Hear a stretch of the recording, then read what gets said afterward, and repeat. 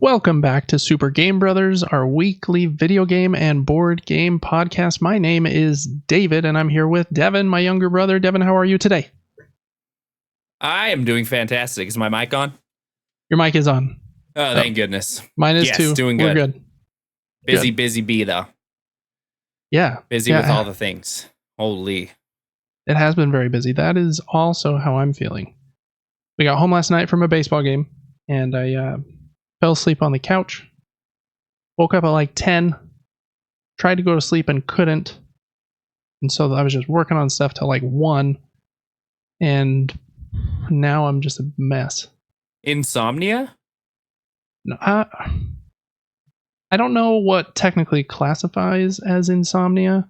Because usually I fall asleep like super fast. Like 30 seconds kind of fast. Mm-hmm. I just could not fall asleep for whatever reason. Maybe just because I had just woken up from a 2-hour nap on the couch, but couldn't turn my brain off. I was just thinking about stuff, and usually that's not a problem. So today seems like it's one of these kind of days. Oh, shoot. I've also been napping a lot. Ever since I start, I'm trying to start stream at 6 a.m. now. Mm-hmm. And that's brutal. I'm getting up at like 5, trying to go to bed at like 9:30. That's very early. Yeah, by like 5 o'clock, I don't even know who I am or where I am or what I am. And then I lay down for a second and my body's just like, all right, we're done. I napped for 4 hours the other day. You text me because you wanted to do some extra episodes, and I woke up at almost 10 o'clock. And I was like, oh boy. But the nap threw me off so bad. I was up from 10 until like 2:30. And then woke up at 5 to stream, and I was like, it was nuts. Yeah, it's crazy how it's probably the same amount of sleep that you normally get, but just having it broken up in like 2 or 3 hour increments totally throws off how you feel. Oh, goodness, it does. Yes. Mm-hmm. What have you been busy with? Mostly the same stuff. I mentioned last week we got baseball right now 3 times a week. So my son has 2 games and 1 practice. And then other than that, just some, other house shenanigans, mowing the lawn, cleaning. My wife is wonderful and takes the brunt of that, but try to do as much as I can to help out. And then, just lots of stuff here with our podcast and recording and YouTube and TikTok and Instagram. Just lots of stuff to record and edit and post. And a full-time job. Oh yeah, I also do a full-time job. That does, yeah. That takes a little time. So yeah, I don't know, just a lot. I really wish that I had taken like more classes on social media in college. I'm sure I can learn everything I need to from YouTube or LinkedIn Learning or something, but I really don't care for social media. Like in my personal life, I don't post. Like, I don't think I've made a post in probably 3 years. And so, like, I'm not on there often other than I use, like, Twitter as a news feed. Like, I'll just, like, follow companies and people that I care about, like, sports teams or whatever. And I get their updates, like, throughout the day. Like, hey, this basketball game starts at this time. Or, hey, there's a new PlayStation game coming out. Or, so I get, like, that is my news, which is a lot better than live news. Turned that on the other day and man, it was hilarious. Within the first like 3 minutes of the newscast, it was all shock factor. The first story was like 2 dead in train crash, and then 8 dead in a shooting at the mall, and then 14 dead at some other thing. And I was like, man, you just had those back to back to back. That's brutal. Reminds me of that very creepy but pretty good movie with Jake Gyllenhaal, Nightcrawler. You've seen that one? Multiple times, yes.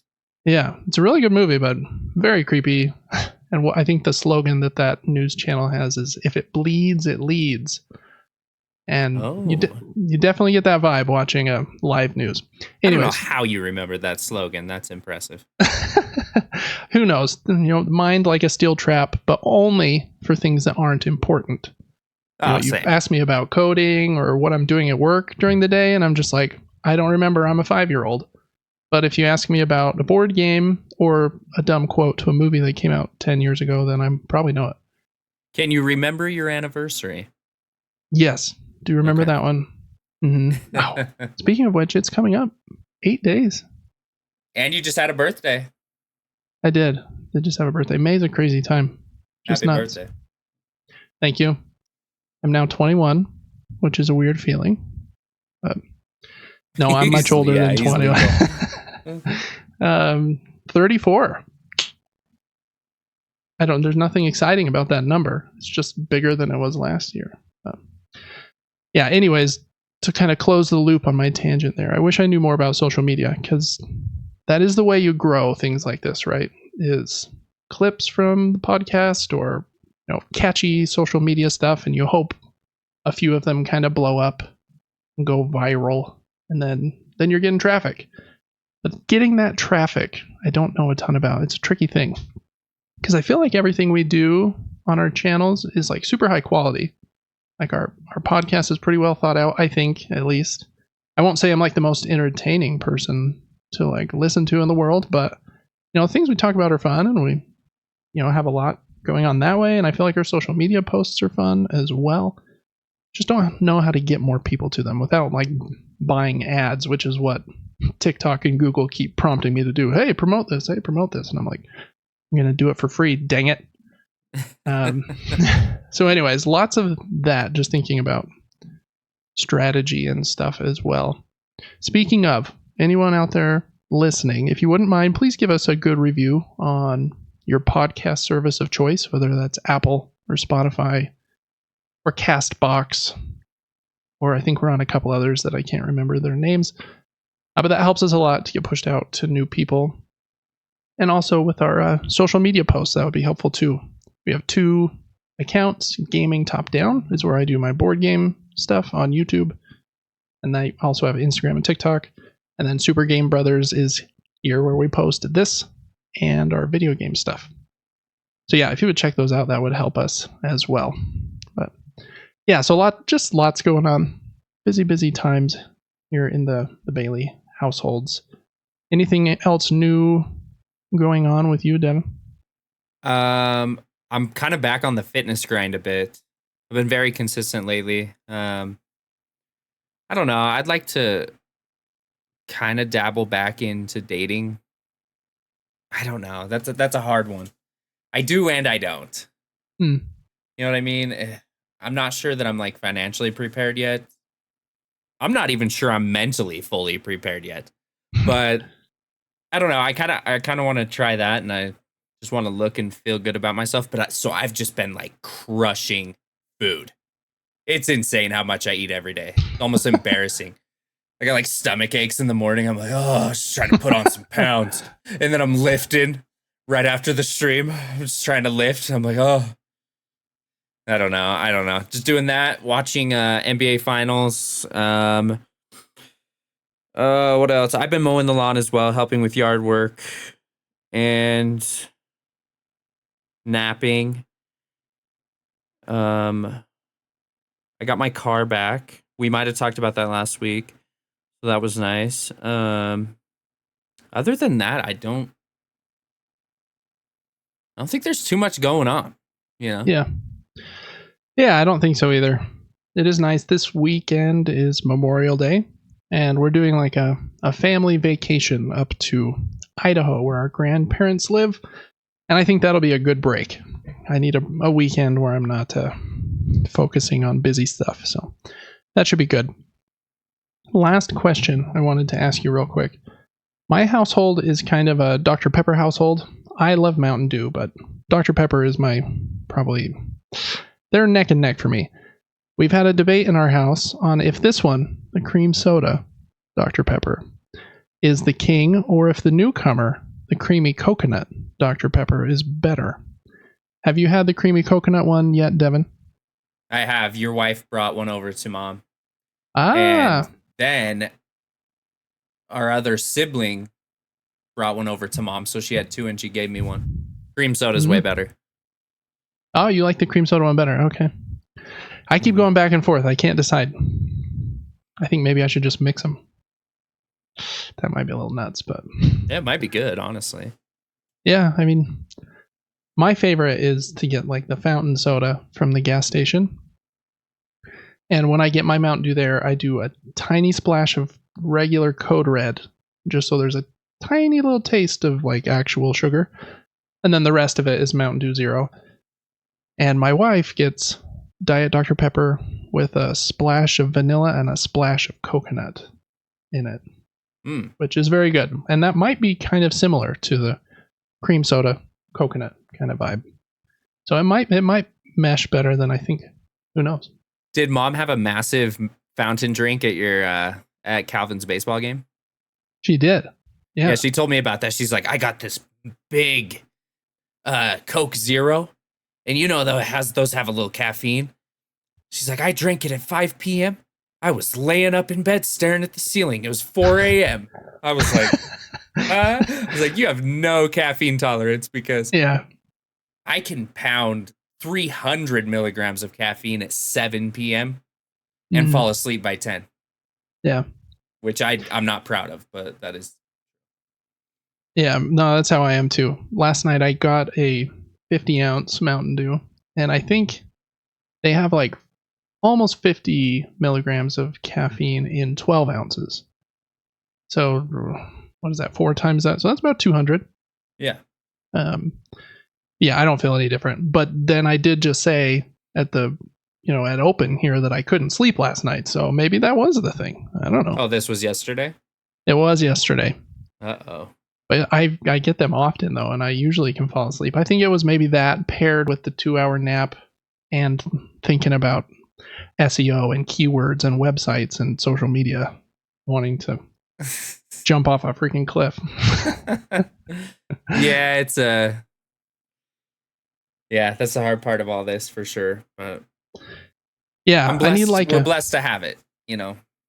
Yeah, we need like a free assistant, like a emphasis on the word free.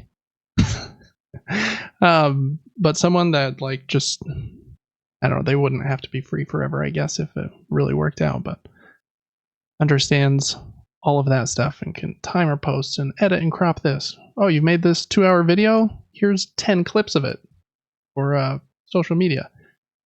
There's all these like AI tools nowadays that say like, yeah, upload your videos and we'll make you 30 great clips that you can post on TikTok and Instagram. But they're freaking expensive.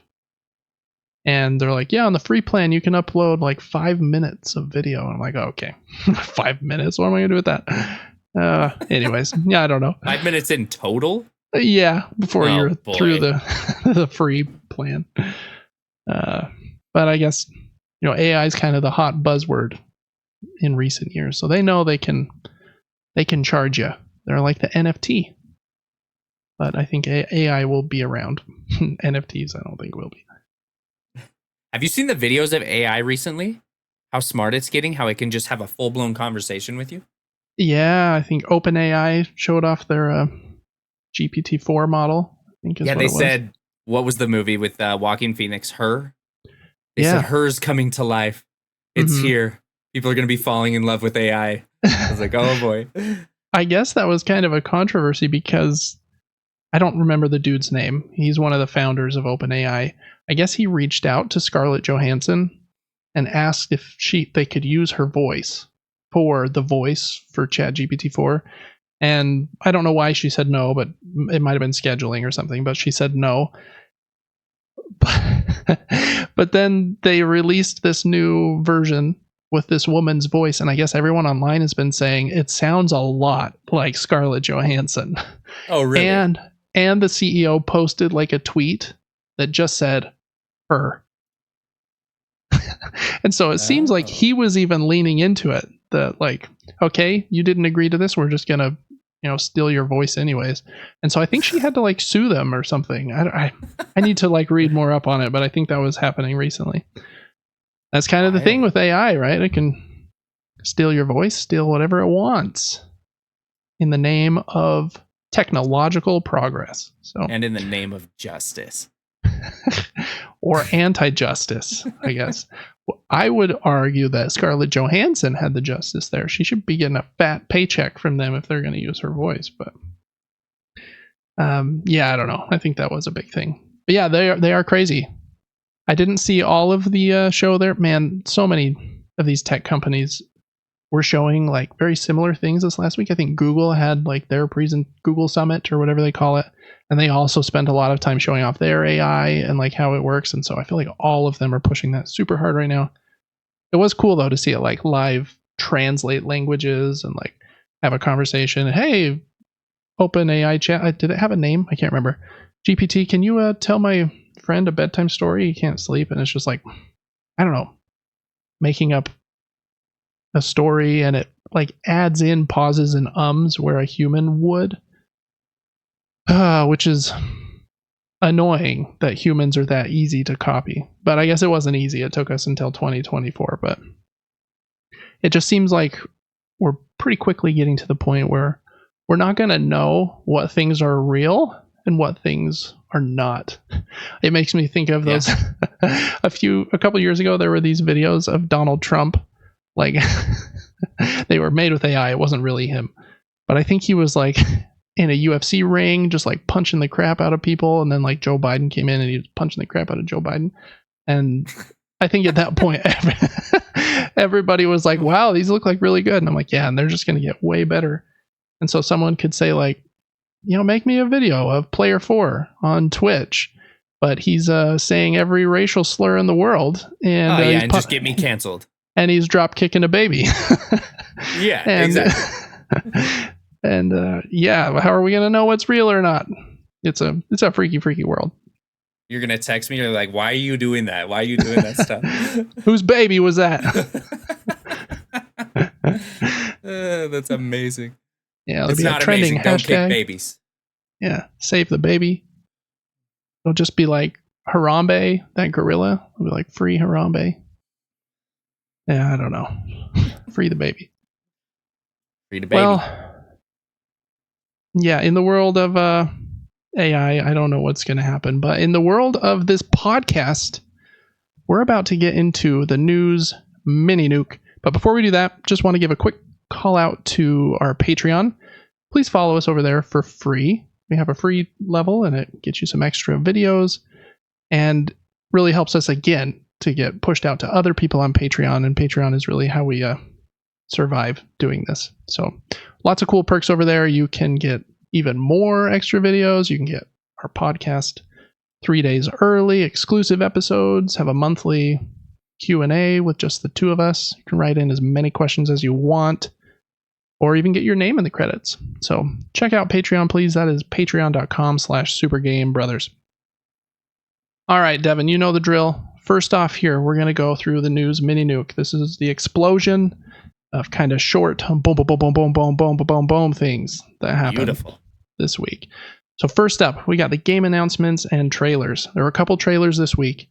The first one is another trailer for Black Myth Wukong, which has had a few trailers, even some gameplay segments historically, and it's actually looked very impressive. Like the gameplay segments, the animations, like in your monkey character while you're fighting, are like super cool. I think some other cool things about the game are I think it's being developed by a Chinese development team, which is super rare because like the restrictions and the control of the government in China is like so strict. They don't allow like PlayStation Network or free use of the internet and like stuff. So that's a conversation for another day and communism. But Black Myth Wukong, I think looks really cool, and I would love to support, a Chinese developer. Hopefully they're not all members of the Communist Party. But anyways, game is releasing on August 20th. This trailer was mainly a story trailer. Story doesn't make sense to me based on the trailer. But Devin, were you able to watch this trailer? Any thoughts on Black Myth Wukong? I thought it looked beautiful. I was going to ask you, who is Wukong? What is Wukong? Is that the monkey? I don't know. That's a good question. Is he a superhero? It seems like people know about him, but I don't. Yeah, I think you're right. I think that the game is based on some story from Chinese mythology. If I'm looking right here on the Steam page, and I think the story is called Journey to the West. And I don't know a lot about that story or anything, but I think it's like kind of loosely based on that. And you as this monkey-looking character. I don't know if the character's name is Wukong. Scrolling through here, and it doesn't seem to say their name, but yeah, you just have to, yes, journey to the west and fight all these crazy monsters and demons on the way. Yeah, it looked super cool to me. Graphics looked amazing. The lighting looked amazing. From the small clip I watched, crazy boss design or enemy design. It looked a lot like the outrageous minds of From Software. Yeah, for sure. Yep, I definitely get those vibes as well. There was actually somebody on Twitter. He says that he is a video game leaker that has connections to the team that's making the game. I don't know if that's true or not. Obviously, I don't know this person, but his name is Lunatic Ignis on Twitter. And he released a tweet, I think, shortly after or before the trailer, that said that he has been told that the game is going to include, and he listed a few things. The first one is New Game Plus will be there at launch, which I know is a cool thing. A lot of games get that patched in later, but if that happens after I've already finished the game, I usually never go back. But if it has a cool New Game Plus mode with, like, you know, keep your stats and there's new weapons and you can go for an alternate ending in New Game Plus, I think that's cool. Multiple endings was the next bullet point. These next two sound a little crazy, so I don't know how much I believe this leaker at this point, but according to him, there's over 160 different enemy types in the game and over 80 bosses, which again seems like a huge number. I saw Push Square, a wonderful PlayStation website, was saying in their article where they were talking about this rumor, they said, and even our beloved Bloodborne had like 17 bosses plus like 5 to 7 more, I think, that came in like DLC and some end game stuff, and then you had the Chalice dungeons, and so I think they were around like 30. And so you're thinking, like, do they really have 80 bosses? I don't know, but it might be kind of like an Elden Ring thing. Like Elden Ring claims, I think online they say they have like 150 bosses, but so many of them are copy paste. Yeah, you know, especially in like the little very similar. Yeah, that Sphinx dog thing was there a lot of times. That popped up multiple times, multiple giant looking enemies, but they count each one as a boss because technically I guess it is. Yeah, one shoots fire and the other one shoots lasers out of its eyeball or whatever. Yeah, exactly. Yeah, maybe that's what it is. They're pretty similar. Maybe there's 20 different bosses, but 3 versions of each or something. I don't know. Last bullet point, he said, is the game is trying to be slightly easier than Soulsborne From Software games. So combat looks very much inspired by that. Big boss fights with dodging and, you know, blocking and parrying, but seems like it'll be a little easier if this guy's to be believed. So I think the game looks cool. Comes out August 20th. We'll see how it does. Next one, there's a new trailer for Shadow of the Erd Tree. Speaking of From Software. This was just a story trailer. Yeah, very, very odd, kind of obtuse story trailer, just like all of their story things are. Cool imagery, though. You know, big fires and big bloody floors and walls and buildings.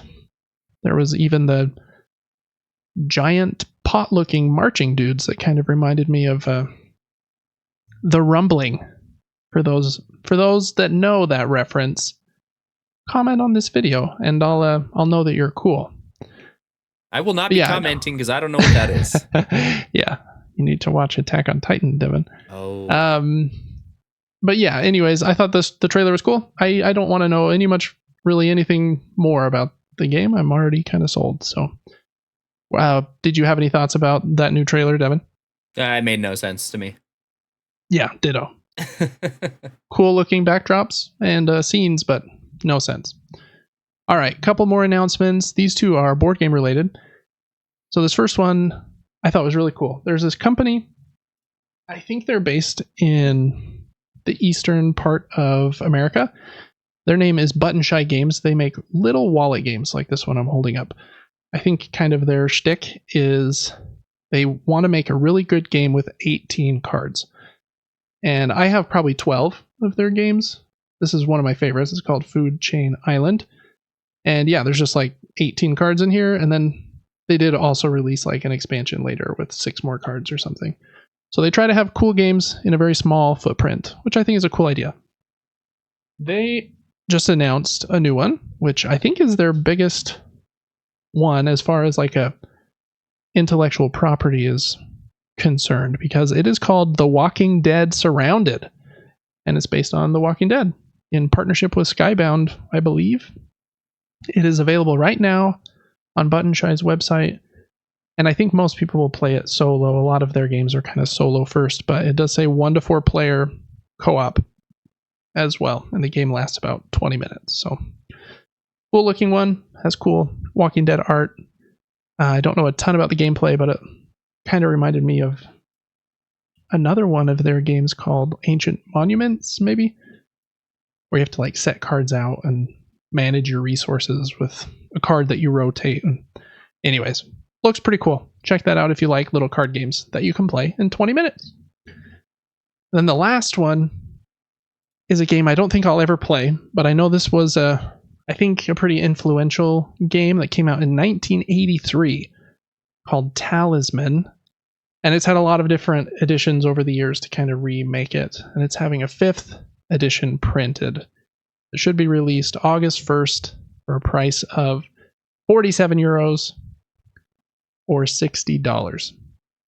The Board Game Geek pages had a little bit of different time frames on that one. One said 120 minutes, and then a different edition said 240 minutes. So it seems like it's like a 4-hour game to me, which if you're going to take that much of my time, you better be amazing.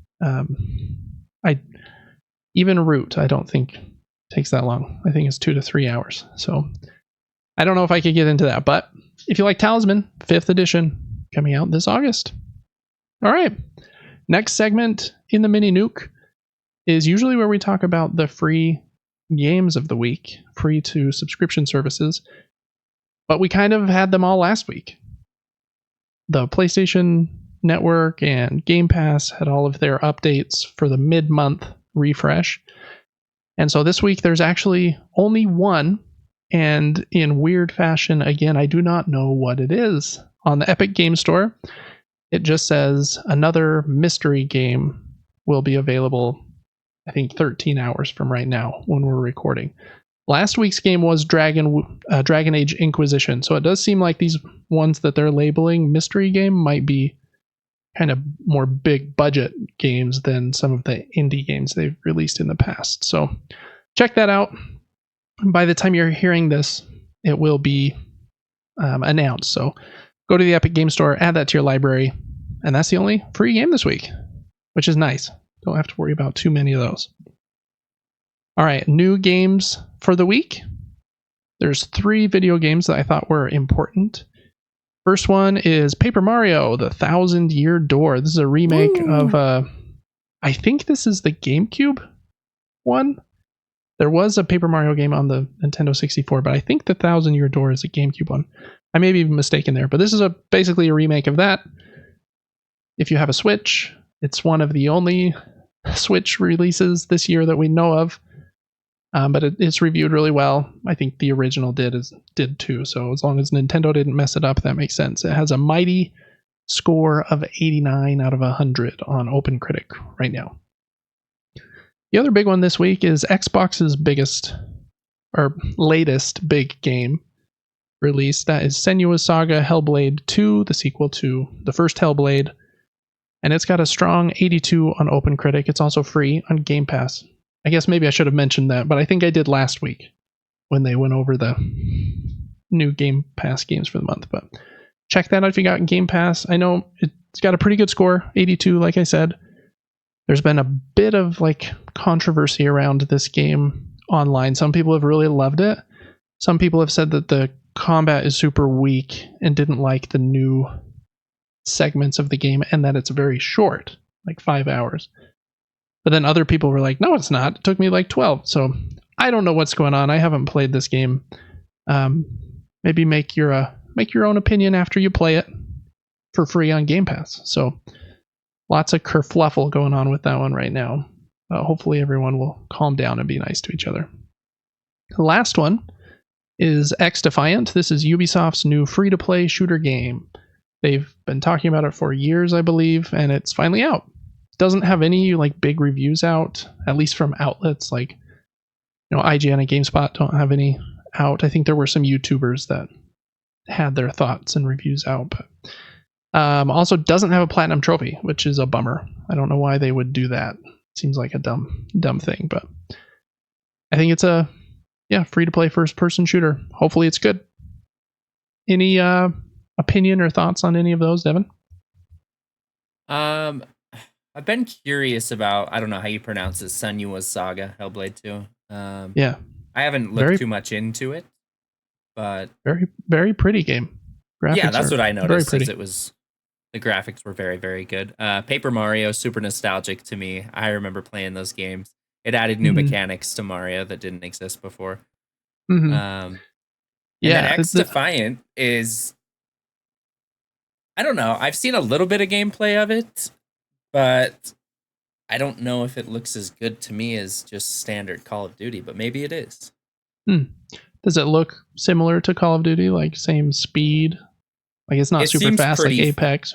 Pretty fast paced. Okay. But I don't know the movement mechanics or anything like that. Yeah. Okay. Cool. Yeah, Paper Mario. I liked those a lot as well. I think my favorite, which I know isn't generally the most well-loved one, but I liked the one on the Wii. I forget what it was called. Super Paper Mario, maybe? And the idea there was you could like press a button and rotate the world. So you're like walking with Mario in like his flat version. So you could kind of flip the world back and forth like Fez style kind of. But yeah, some good games this week, especially if you're a play on Xbox or Nintendo. All right, a couple new board games this month. I still trying to find the best way to know which ones are releasing, but I wanted to give a shout out to two. The first one is called Far Away, and it's a cool little card game that's been getting quite a bit of buzz.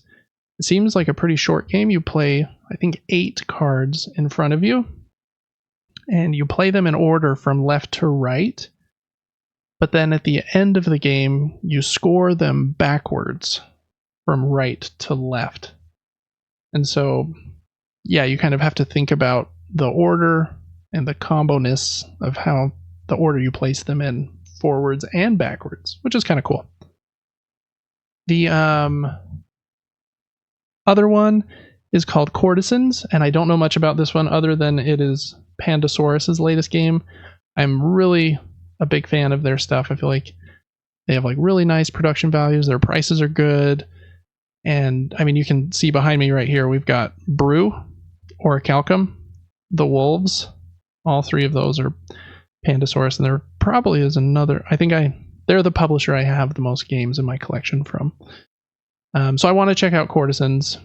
Really pretty cards, and it looks like a pretty simple card game. But their last simple card game that I got, District Noir, I really, really loved. So I'm hoping that this one can be great too.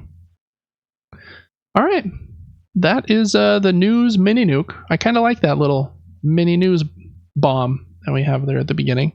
Yeah, kind of gets some of the smaller things out of the way. We can talk about trailers or anything kind of small before we hop into the rest. So cool. I feel like all of the companies in board games and in video games are being a little quiet right now. At least in the video game front, we know that June is a pretty big month usually for presentations. There's been some more rumors that Sony's presentation might be next week alongside their like annual summer state of play sale, which seems to have been leaked a little bit too. So there's that. Xbox's showcases on June 9th. Nintendo's is coming up. So I feel like everyone's being a little quiet, calm before the storm that way. And then same thing for board games. A lot of games are announced at the big conventions. And I know a few of the biggest ones of the year in like September and October. So a little quiet here right before the storm of the summer. where everyone gets ready for those Black Friday sales, you know. All right, well, let's hop into what we've been playing. And in a opposite fashion, we're going to start with board games this week. I've only played 2 games this week. The first one I've been talking about the last few weeks, and I still really love it. It's Sand. I've shown it on the screen many times. It's a pick up and deliver game where you pick up all these boxes of goods and then move around the sand dunes and sell them. Man, it is so great. I've played it 3 or 4 times now, twice solo, and then also a 4-player game, and I think maybe a 2-player game as well. And it is just great. I really, really love it. I'm going to be reviewing it soon on my board game channel, Gaming Top Down, and I think it's going to get a platinum trophy for me, which is games that are a 9 out of 10 or above. So really, really love Sand. It is my favorite in De Beers. Where's this finger over here? Small box line that I've played. I also have Bamboo, which I really like. And I just got another game this week in that line too, because I've been so impressed with Sand.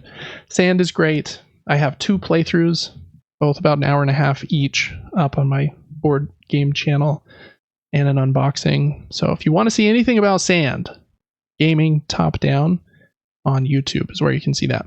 I've already talked about it a bit, so I won't spend too much time there.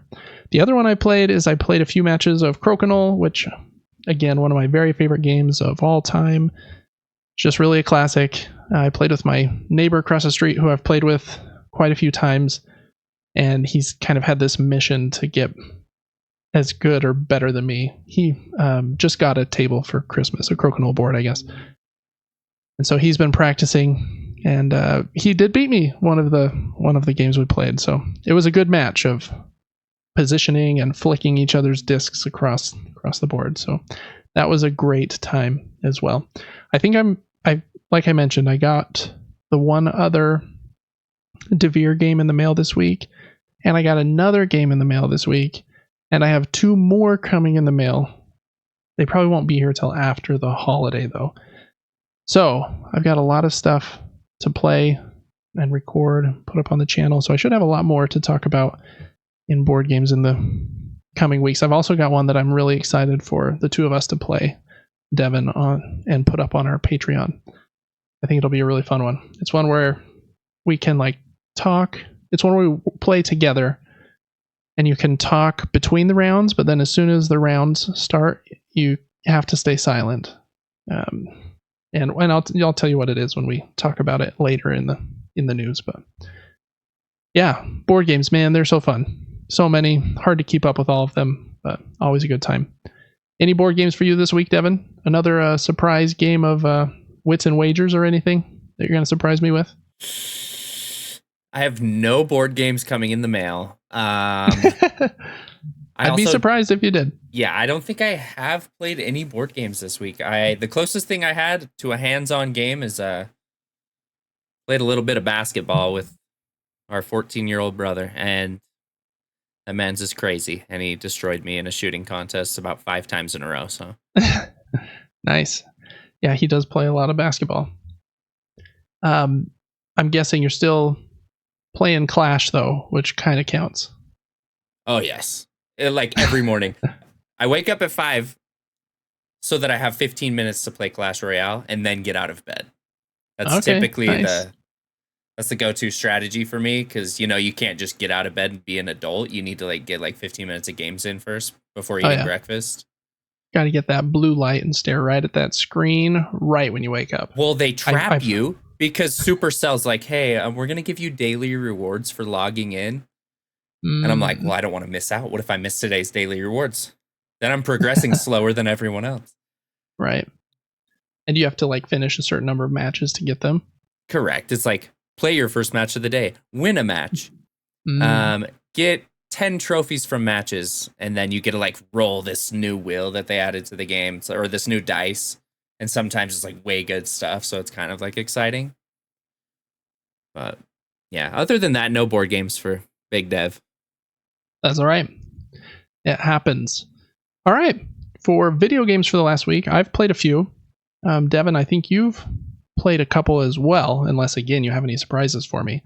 I'll let you start, if that's all right. Yeah, I would say the only surprise is I dabbled a little bit in Rocket League. The only thing I'll say about that is I'm always surprised that my hands remember how to play that game because it's so complex. We've put a lot of time into that game, and I still destroy people. But I get destroyed as well. I'm not being cocky. You know what I'm saying? Yeah. You I need win to some, hop you back lose some. into that because it's been a long time for me, probably a year. And so I think it's going to take my old man hands a little longer to remember all of the the double jumps and the boosting in the air and driving on the ceiling and all those kinds of things. I'm not quite as good as Devin is, but oh yeah, we'll have to play I soon. feel like that would be a fun thing to put up on the channel. I got 2 other games. So I'll start with the one that we've talked about 16 times, which has become one of my favorite games, Fallout 4. We have finished that on stream. Sad day for me. No more 1940s music anymore. And RIP. Fantastic game. We did most of the DLCs. We really dove into Nuka World DLC and Far Harbor DLC. And Nuka World takes the cake by far. The aesthetic of Nuka World lands in like a theme park with a bunch of different parks. And I think we kind of talked about this already, but it's like a soda pop themed park. There's gorillas and zoos and walking alligators and like roller coasters and stuff too, right? yeah. And so that was my favorite DLC. We finished that game. Absolutely goated game. It's tempting me just with how much I liked Fallout to play Fallout 3, like the older ones, which I typically don't do because I hate old game mechanics when they feel really janky. It drives me nuts, but I can appreciate the love and passion for them because you can still make a great story game even if the combat isn't perfect. And so we might dabble there.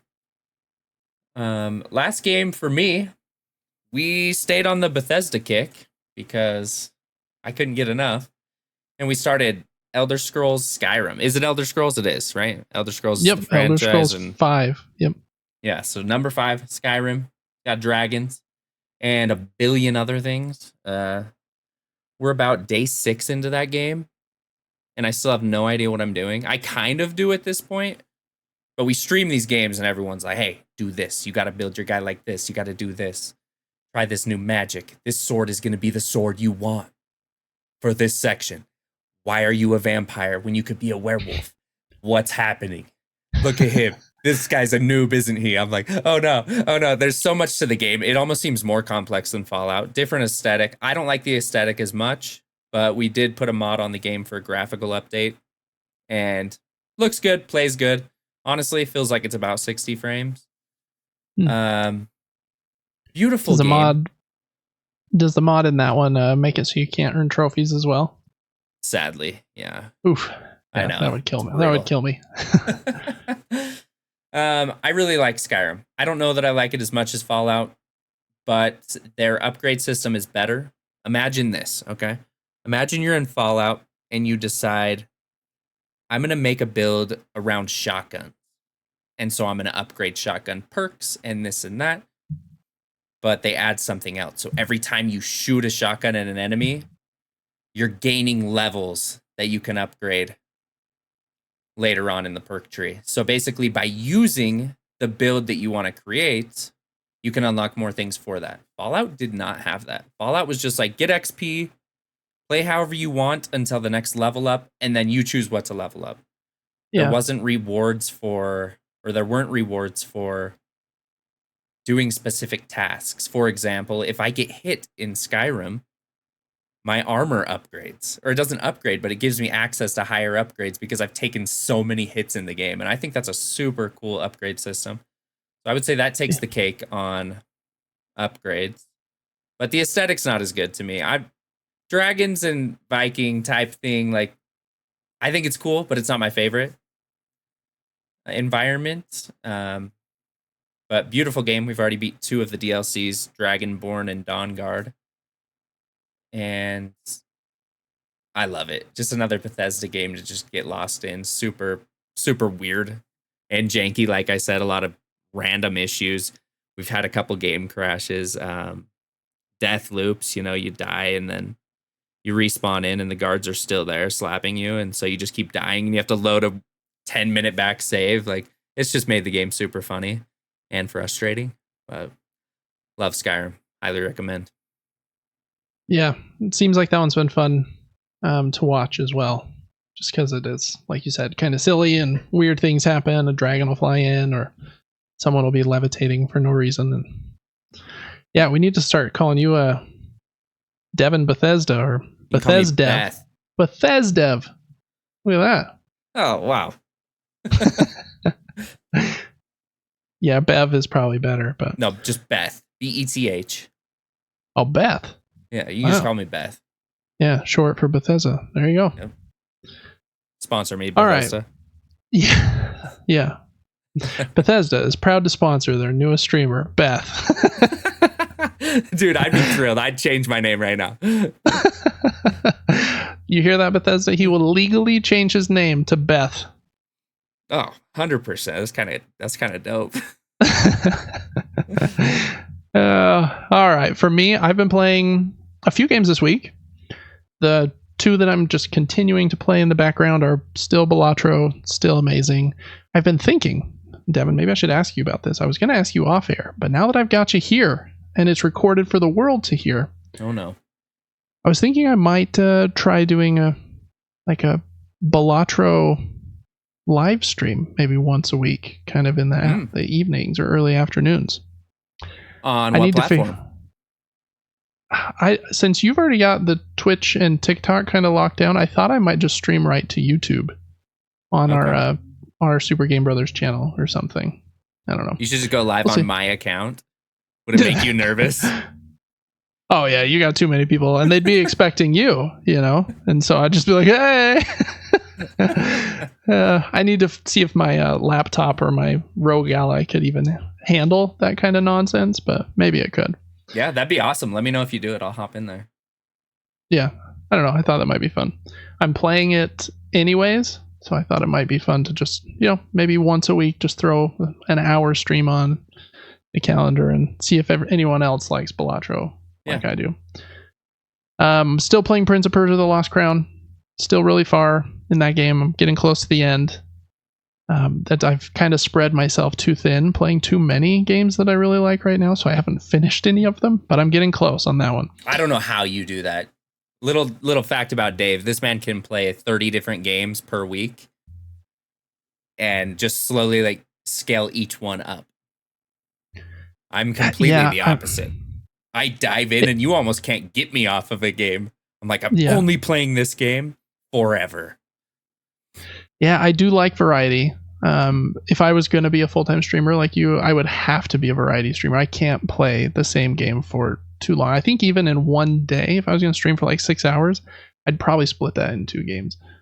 I don't know why, but yeah, I do like to pop around every once in a while. A game like the next one I'm going to talk about kind of grabs me and takes all of my time till I finish it, but yeah, I definitely like popping around. Especially, I like to kind of pair okay, I've got the big game I'm working on that's going to take me 60 hours. And then I also have the small game on the side that's only 8 hours or whatever. And then after I finish it, I swap in a new small game so I can kind of hop back and forth between a couple. So I don't know. Kind of crazy that way. Still playing Animal Well, which I think is my favorite game of the year. It's amazing. I don't want to say really anything about it. Except for when you, just as a funny thing, when you see the kangaroo, make sure you listen, because he makes the most ridiculous noise I've ever heard, which I think is hilarious. But yeah, Animal Well is great. Just continues to be so surprising and just fun. I mean, you're unlocking new weird power-ups that you're just like, what is this yo-yo going to do for me? Or this slinky? And what the heck could they possibly do with a frisbee? The weirdest power-ups ever.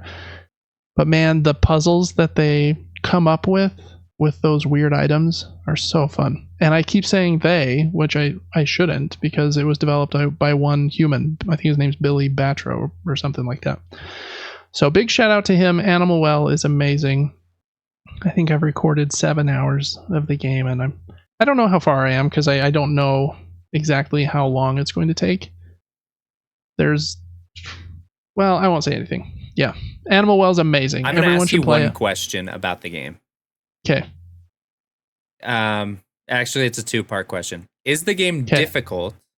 Secondly, is it more difficult in the sense of combat or puzzles? Or does it even have combat? It doesn't have combat in the way that like I'm not swinging a sword or like blocking. You do have a health bar, and there are some enemies like the aforementioned kangaroo and some other things that will try to hurt you. Okay, so it's more puzzle based. Oh yeah, okay. Way more puzzle based. So it's not, and I would even say that I think the difficulty in this game is just about perfect. I have never had a time where I was super stuck on a puzzle. I usually see the room and I'm like, and know what I need to do, but not even really. There are some times when you're like, wow, how does it expect me to get up there? And you think for a minute and like, oh, if I do this with this item and this with that item, I think that will work.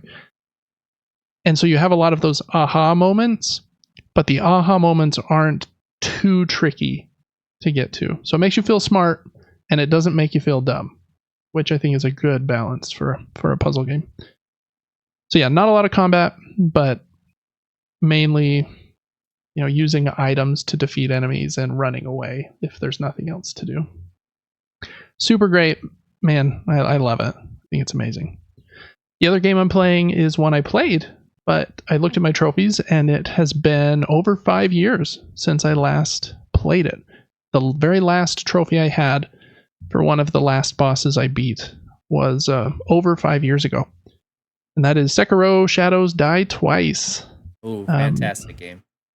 Yeah, there are a few bosses I've never beaten, and I only got one of the endings. I think there are maybe 3 or 4. And so I thought, hey, I think it's about time. It also got a patch a couple years ago, so it runs at 60 frames if you're playing on a PS4 Pro or a PS5. So with all of those things kind of coming together, I was like, yeah, I want to play this. And so, yeah, I played the first hour and a half of that game, and it's still great. I think with the 60 frames, it makes the combat a little easier, because that game is probably the most demanding, because you have to be, the From Software games, because you have to be perfect with the parries. Mm-hmm. There's no other way to play the game. Like in Dark Souls and like Demon Souls, you can focus a build.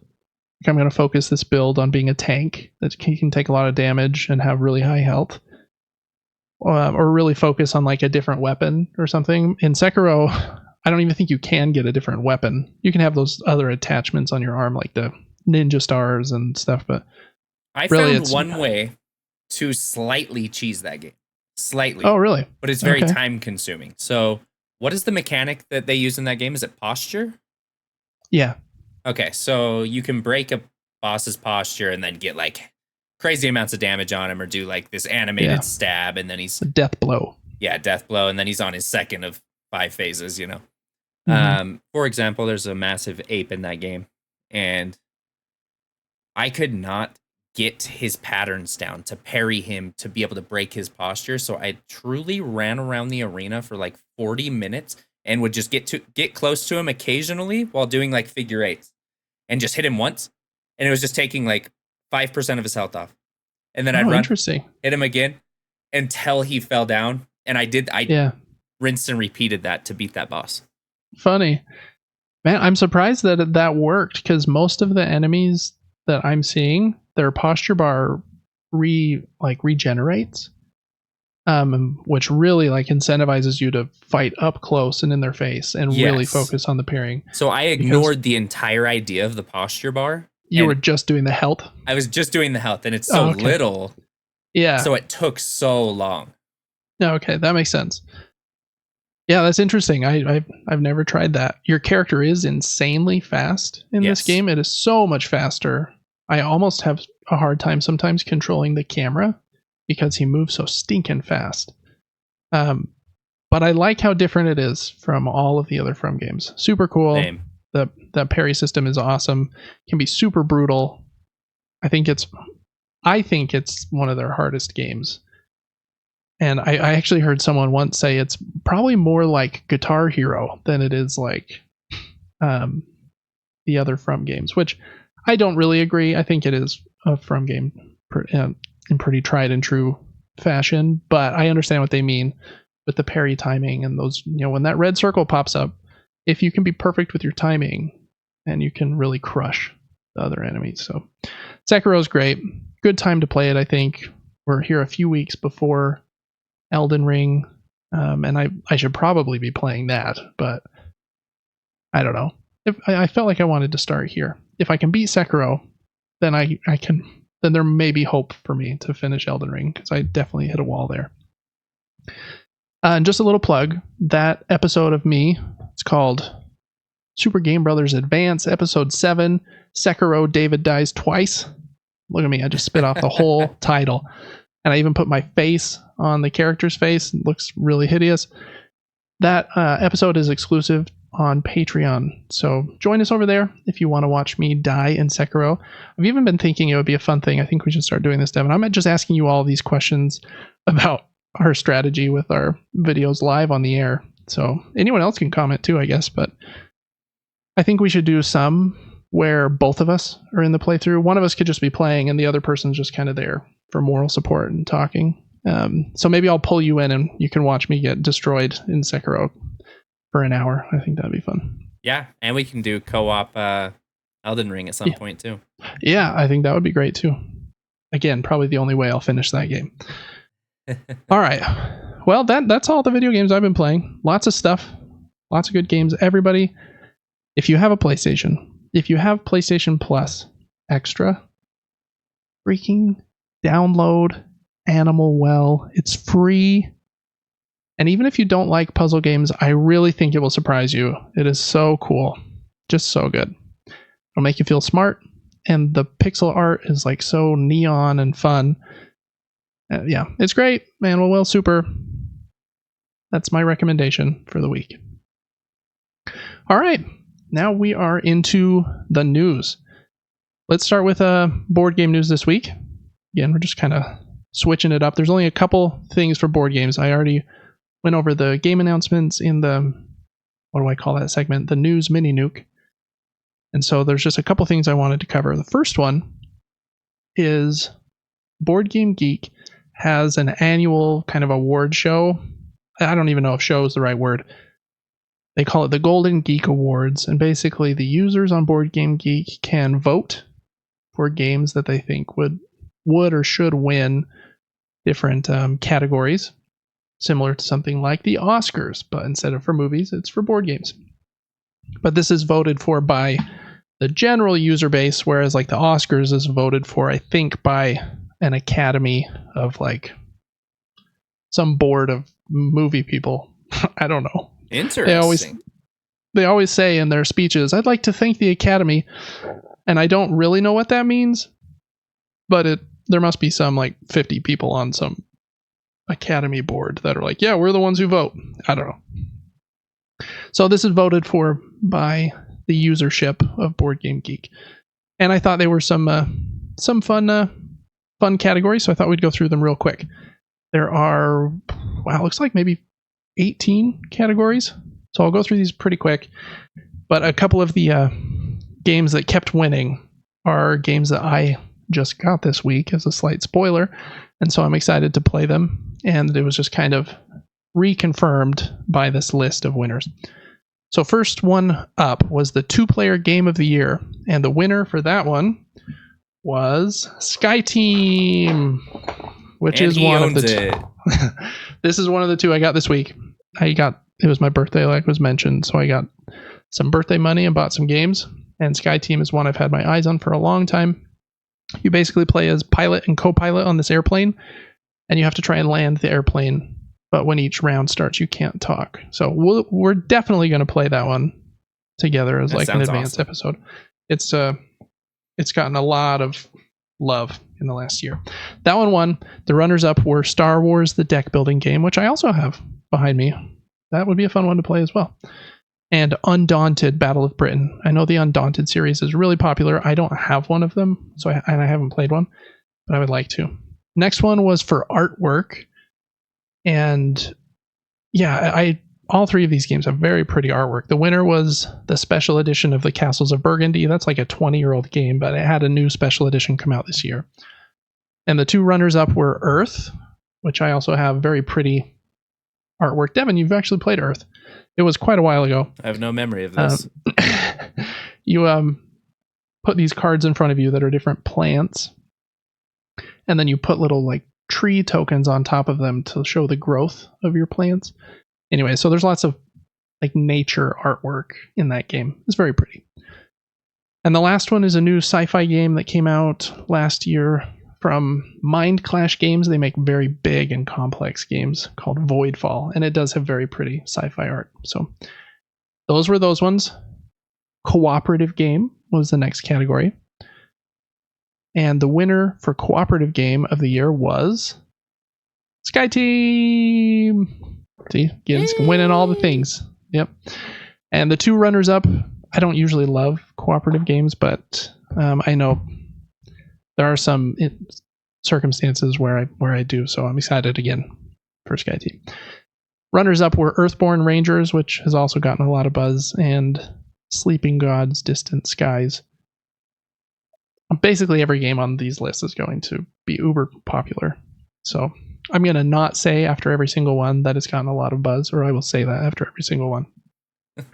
Expansion of the year is Ark Nova, Marine Worlds, and the two runners-up were Lost Ruins of Arnak, The Missing Expedition. I have Ark Nova and Lost Ruins of Arnak behind me. Oh, you can see Arnak right here. Boop.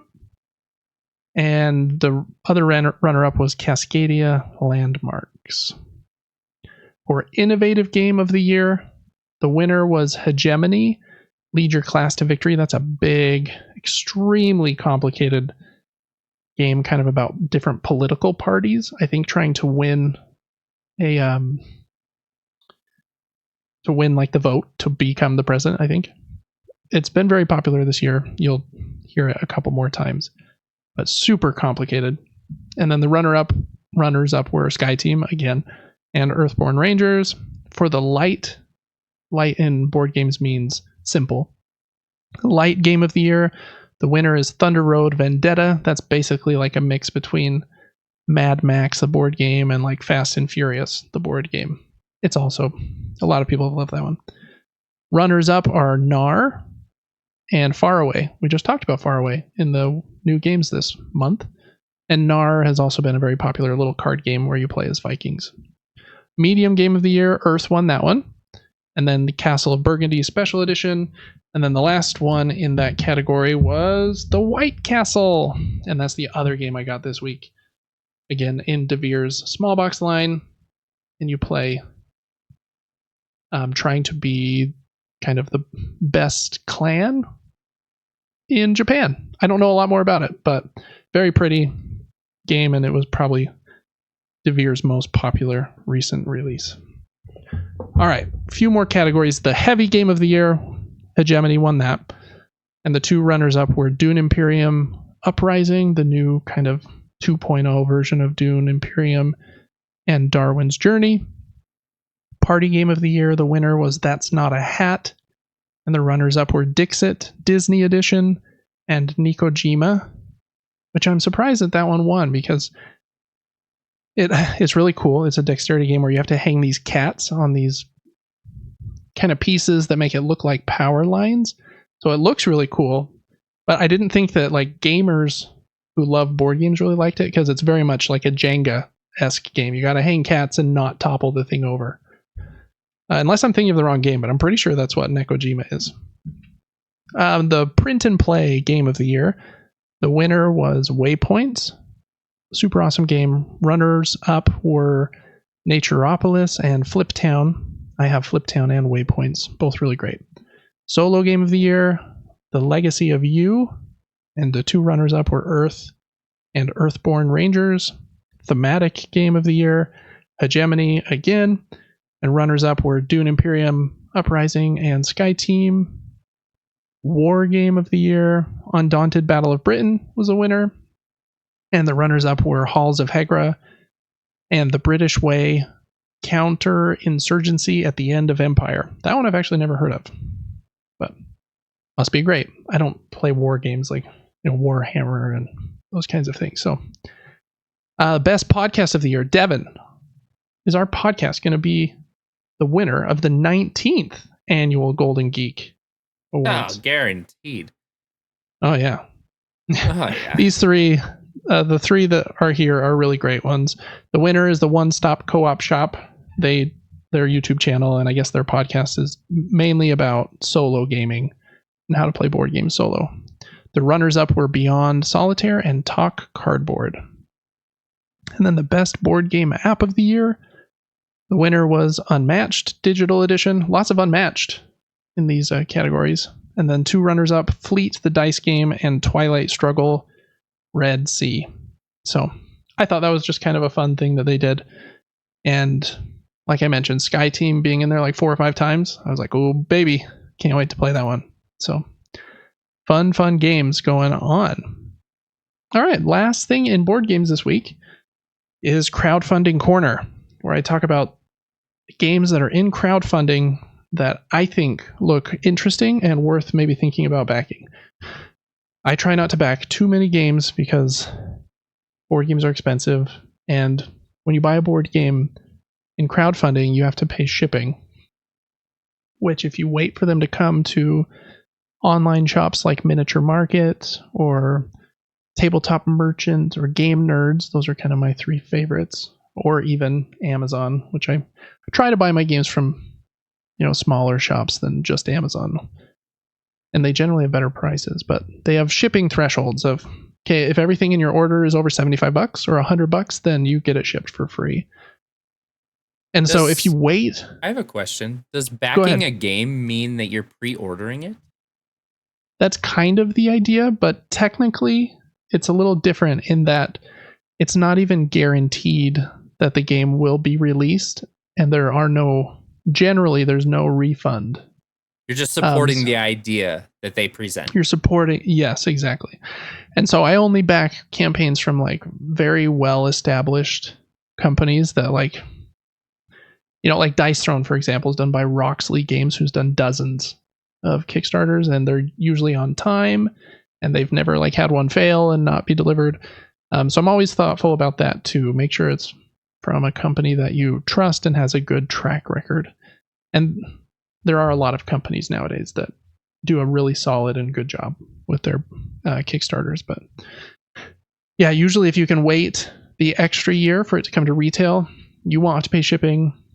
And the downside to that is, well, I guess the other positive, you don't have to pay shipping and you generally will get it for a cheaper price.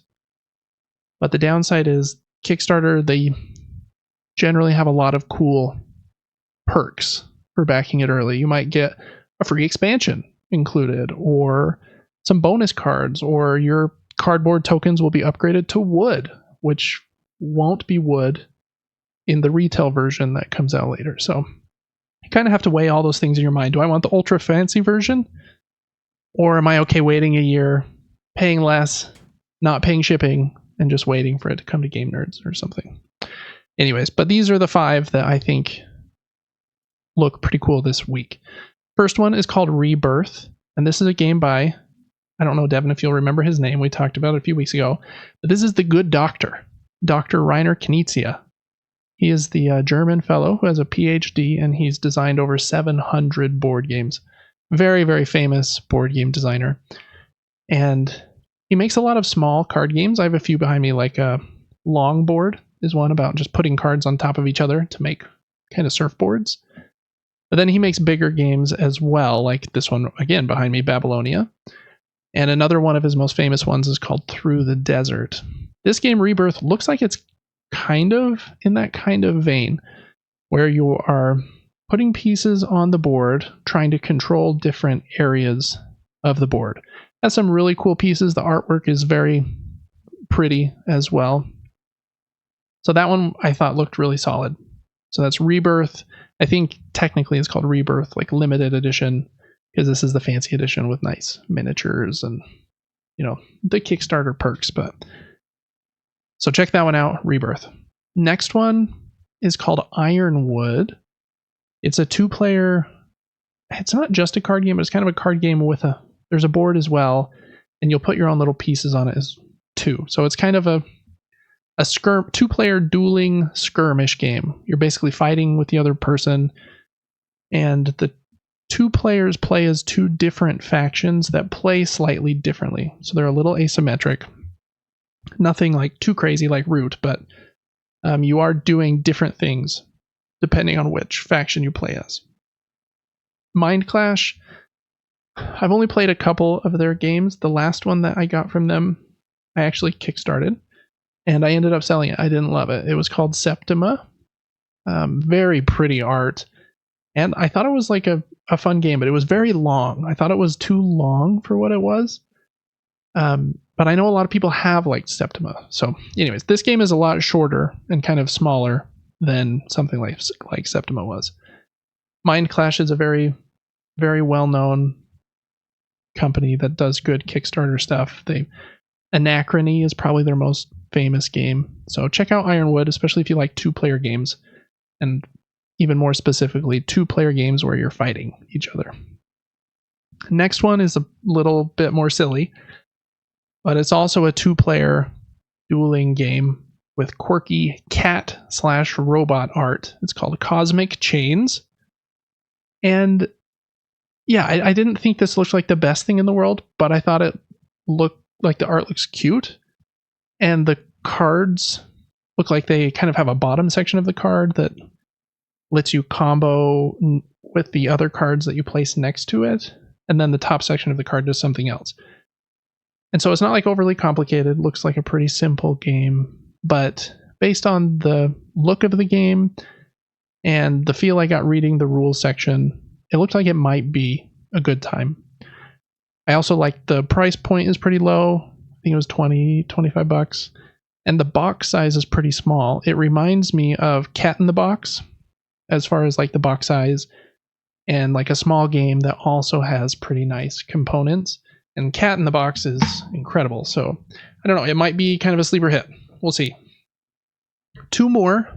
The next one was based on a video game of the same name called Children of Morta. It's an indie game, I think, where you play as like different members of this family and you have to defend the city from monsters or something. And the board game, similar vibe. It's a co-op game, and I think fighting monsters to try to protect the city. The characters play a little differently, and I thought the art in the video game was super cool. The company that published that video game, I think, is called 11-Bit Studios, and I've really liked a lot of their video games. I don't remember for sure, but I think they also published Moonlighter, which is a great kind of indie pixel art game. And the art in that board game is super cool. Really cool components. You can get the upgraded version for like these fancy dice and these nice plastic like resin pieces. It's a little bit on the pricey side, and I don't know like how great the co-op gameplay is. I'm very picky with co-op games, but wanted to give it a shout out because I thought that was cool coming from video game to board game, and at least presentation wise, it looks really solid. All right. And the last one is called How to Save a World. And this one, I guess the world is about to be hit by an asteroid. And we can't decide as a people how we want to protect the Earth from the asteroid. We can either evacuate Earth, build a giant shield around the Earth, or build a giant laser to shoot at the asteroid. And in the game, there's a competitive game. You get to decide which of those 3 initiatives you want to try and push forward. And whichever one ends up being the most used or wins as the initiative that is decided on is the one that gets the most points. So if you contributed the most to the laser, for example, and the laser ends up winning, then you'll get a lot of points for doing that. So it's kind of cool idea, at least, that you have different things you can focus on. Gameplay didn't look very complicated. It looks pretty simple. But I thought it looked pretty solid. I think it's from a Canadian company, and the exchange rate from Canada to America is usually pretty good, so it wasn't a super expensive one either. So take a look at that too. And then real quick, just wanted to give a last shout out. I talked about Crokinole earlier in the episode. It's one of the best 2-player games ever that you can ever play. And Mayday Games is having their Crokinole Kickstarter, where you can get like a really solid board for $99. And they're usually like a few hundred. So at least check it out. My board is from Brown Castle Games, and I think it's amazing. But Mayday, I think, is kind of right at Brown Castle's level, maybe just barely underneath. And that a $99 price point, you can't really beat it. So just wanted to give that a shout out before that Kickstarter ends. All right, Devin, what's your pick of the week out of those 5 games, just based on the feel of me talking about them and how they look? Children of Morta. It has a cool vibe, huh? Yes, I was looking through the pieces. All the pieces look super nice. And those sharp dice, I was going to ask you, looking at those, what kind of dice do you like to roll? A dice with rounded corners or a dice with very sharp corners? Yeah, that's a good question. I generally don't like it when they're too rounded off because they roll too much. Yeah. But it usually is nice to have a little bit of a rounded edge. Yeah, these look like they hardly do at all. Yeah, those ones are pretty square, but that's not really a big deal. They'll roll just fine. Yeah, that game looks sweet. The animation on these cards is insane. Like, yeah. And that updated version where instead of the cardboard chits, you get all those like plastic tokens as well. Looks really nice. Especially if you like video games and video games with like cool pixel art, kind of indie style. Yeah, I think it's really cool looking one. Good choice. All right. Well, not a ton of news this week. Like I mentioned, I feel like both industries are a little slow and quiet right now, but still tons to play. I've got a big shelf of shames on my PlayStation and behind me in the camera. So lots to catch up on while it's a little bit slower. All right. Well, we are going to end this episode the same way we did last episode. We've both brought a question that we're going to ask the other person. And yeah, we're going to answer them live and see what we think. Hold up. I don't remember who's... Go ahead. We didn't go through the video game news. No, you're totally right. Okay, we're not going to jump to that yet. I was wondering. I was looking over. I was like, this is only an hour and 15 minutes. That can't be true. All right, forget that last few minutes happened. I'm not going to cut it because that way it's this is the real deal. There's no faking around here. Nah, fam. All right, but the video game news before we get into our closing segment. Number 1. So there's been a lot of acquisitions in the video game industry in recent years. Just as a few examples, Sony purchased Housemarque, who makes Returnal, and Bungie, who makes Destiny. And Microsoft has purchased a lot of stuff, including Obsidian, who made Fallout New Vegas, and The Outer Worlds, I think is what that one was called. They also purchased Bethesda and their many teams, and Activision and their many teams. And now, in a much smaller way, it's Nintendo's turn. Yay! They're making an acquisition. They are purchasing Shiver Entertainment, a company based in Miami, Florida, who was part of the Embracer Group until this agreement to purchase. Shiver ported Mortal Kombat 1 and Hogwarts Legacy to the Switch. And it sounds like that's the exact kind of thing that Nintendo wants them for. So the quote they had included with the press release is, quote, "By welcoming Shiver's experienced and accomplished development team, Nintendo aims to secure high-level resources for porting and developing software titles. Going forward, even after it becomes a part of the Nintendo Group, Shiver's focus will remain the same, continuing commissions that port and develop software for multiple platforms, including Nintendo Switch." End quote. So yeah, not a ton to say there, but it does make sense that Nintendo would want a team that can just port stuff to their devices. When they say they're develop and port software for multiple platforms, I imagine that's probably Switch and Switch 2, maybe PC. I doubt it though. I'm guessing any like contracts that they currently have in place like will continue. Like, hey, we had a contract to put this on the Switch and the PlayStation, but going forward, I imagine that Nintendo will have them working on, hey, we want you to port or help port, whatever, Hogwarts Legacy 2 to the Switch. Anyways. So, little acquisition there from Nintendo. They don't make a lot of big moves. They just kind of have their own internal teams in Japan. So, now they have a little one in Florida. They do have a couple other teams in the States. I think Retro Studios is in Texas, I believe. They make I'm trying to remember. I think they made Metroid Prime, and they did all of the recent Donkey Kong Country games. They're really solid, and I think they're working on Metroid Prime 4 currently. But anyways, another small American team for Nintendo. Number 2, last week, Devin, we talked about Assassin's Creed Shadows. Yes. Coming, I think it comes out in November. Maybe it was earlier, but this fall sometime. And it has 2 characters, right? There is the one that is a shinobi, kind of the ninja. That was the Japanese woman.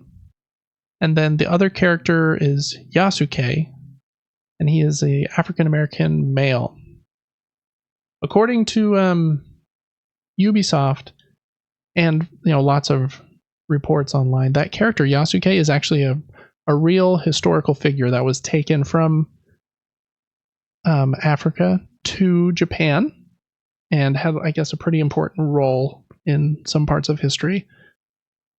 I guess there's been a huge dumb internet backlash. So that trailer where they announced the game has been downvoted. I think it's called a dislike, right? It's a thumbs down on the video a ton. According to Push Square, after 4 days, the trailer had 7 million views and 263,000 likes, which is a lot of likes, but had 586,000 dislikes. Wow. And they did some research, and it looks like most people are just mad that Yasuke is black and that they chose that character instead of, they finally have an Assassin's Creed game set in Japan. Why not have a cool Japanese character? That seems to be the main frustration. I don't mind. I think it's people getting mad about almost nothing. Oh yeah, I don't even notice those things. I don't know. The game looked cool to me. Yeah, I thought it looked cool too. I'm at least really glad they had, the female character is Japanese. So they're kind of like doing a little bit of both. So I don't understand exactly what the big backlash is, but that was a hot topic this week. So everyone be nice. No matter what race we are, video games are just meant to be fun. I don't think anyone's trying to hurt you with them. Usually. Do stand your ground though if you need to, but I don't know. I'm rambling. Number 3.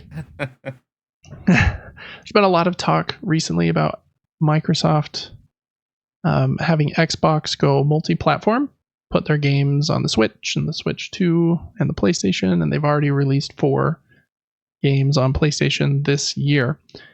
And just kind of feeding into that, Jez Corden, who we have quoted quite a bit on the show, he said that he has seen kind of a new initiative has been leaked to him called a, quote, mini Xbox guide. And so let me just read you the quote here from his podcast. Quote, I actually have some details on exactly what Xbox on every screen looks like now. And I think what it is that every Xbox game will have a consistent social UI or user interface across all of the games. So like if you're playing Sea of Thieves, for example, on a PlayStation, you'll be able to bring up a mini Xbox guide or something like that. Kind of like Activision Blizzard's Battle.net, sort of. End quote. Not a ton there. I mean, but it seems likely that there will be a kind of a little Xbox banner where even if I'm playing Halo on the Switch in 3 years, I will still sign into my Xbox account and can see my Xbox achievements or whatever, and my Xbox friends, even though I'm playing on a different platform. We've even talked about and seen Sony doing that with PC. They have the PlayStation overlay where you can see your trophies and your friends when you're playing a PC game. So it does seem like just a little bit more proof that they're just going to continue this multi-platform route, though. All right, that was that one. Number 4, and a few just short ones here to wrap up. Prince of Persia: The Lost Crown. I've been playing it. It's really great. Had a big update this last week that mainly added a couple things. The first one is a boss rush mode. So you can play through all the bosses in the game, and I think it even has a leaderboard, maybe for time to beat the bosses or amount of health you had left.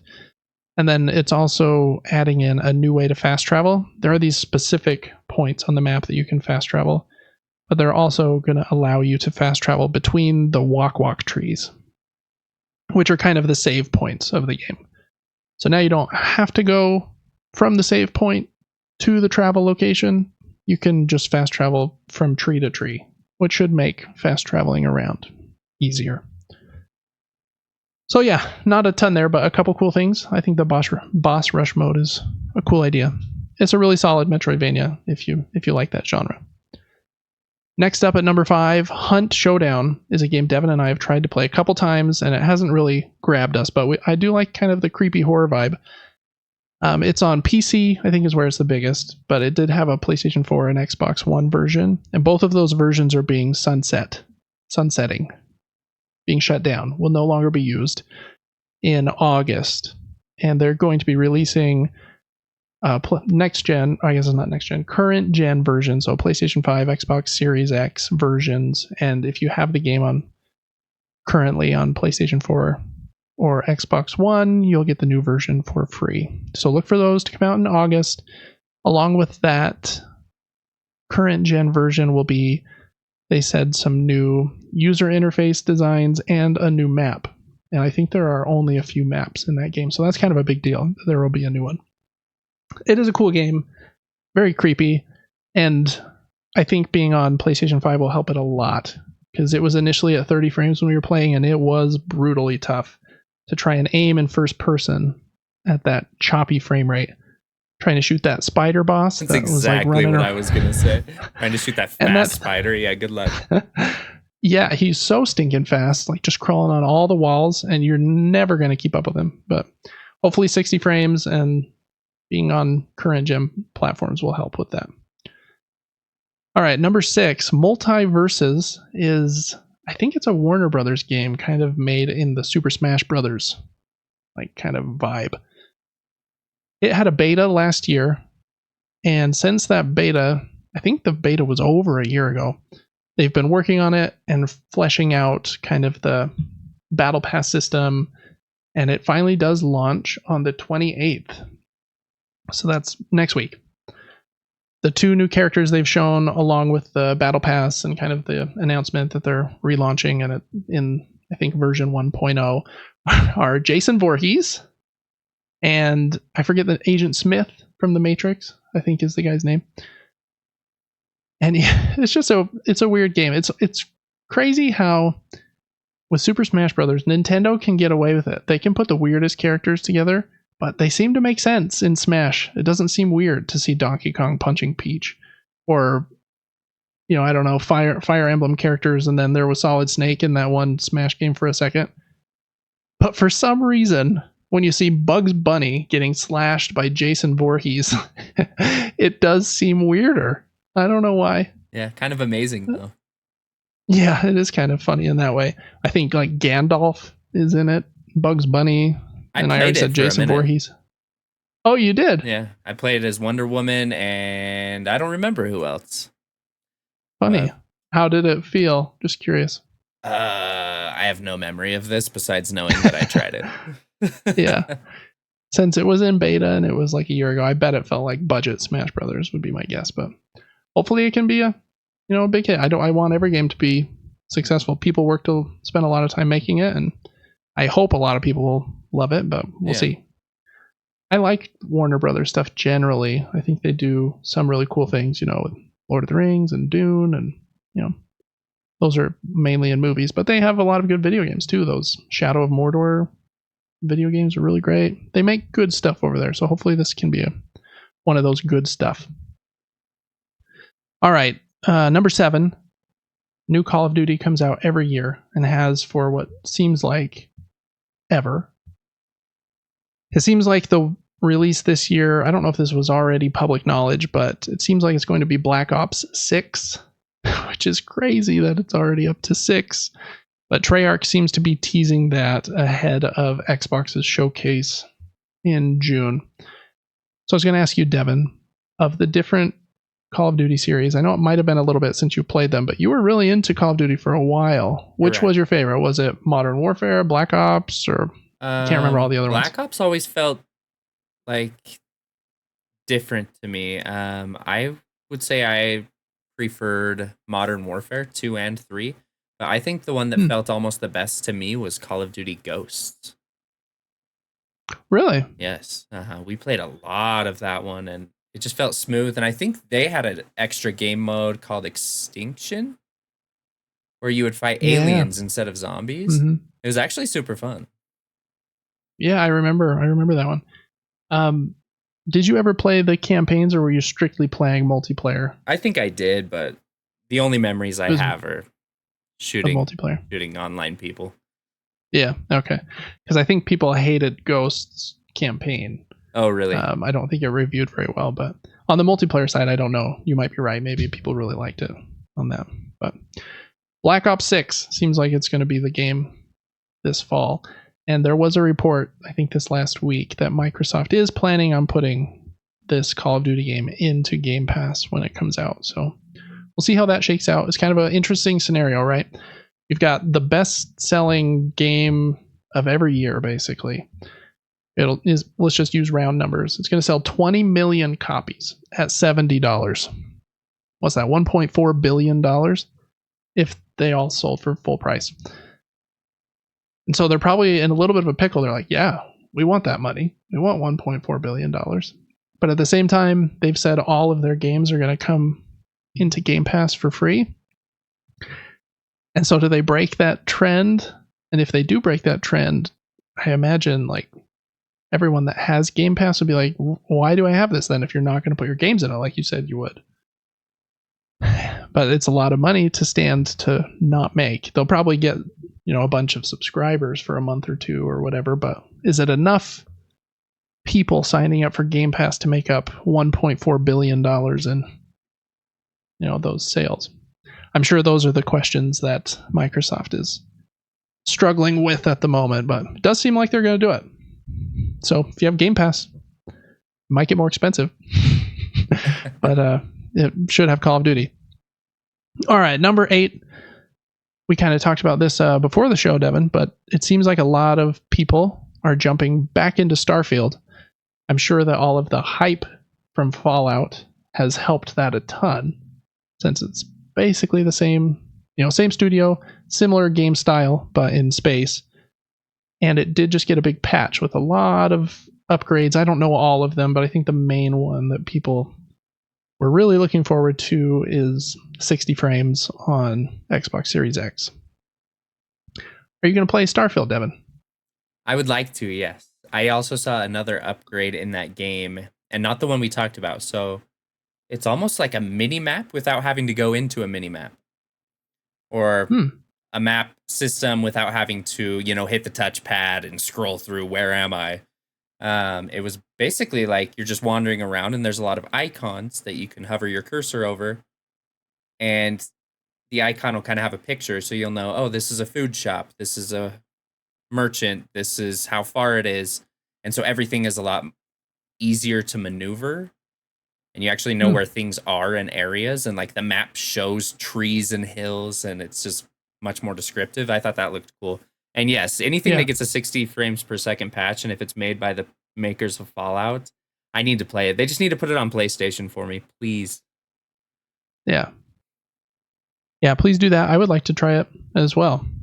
I think another kind of upgrade that people are really jazzed about is it made the camera view when you're having conversations with people, I think, more dynamic or like zoomed in or something, so it looked a bit more cinematic than it did in the past. So yeah, I think people have been enjoying that quite a bit.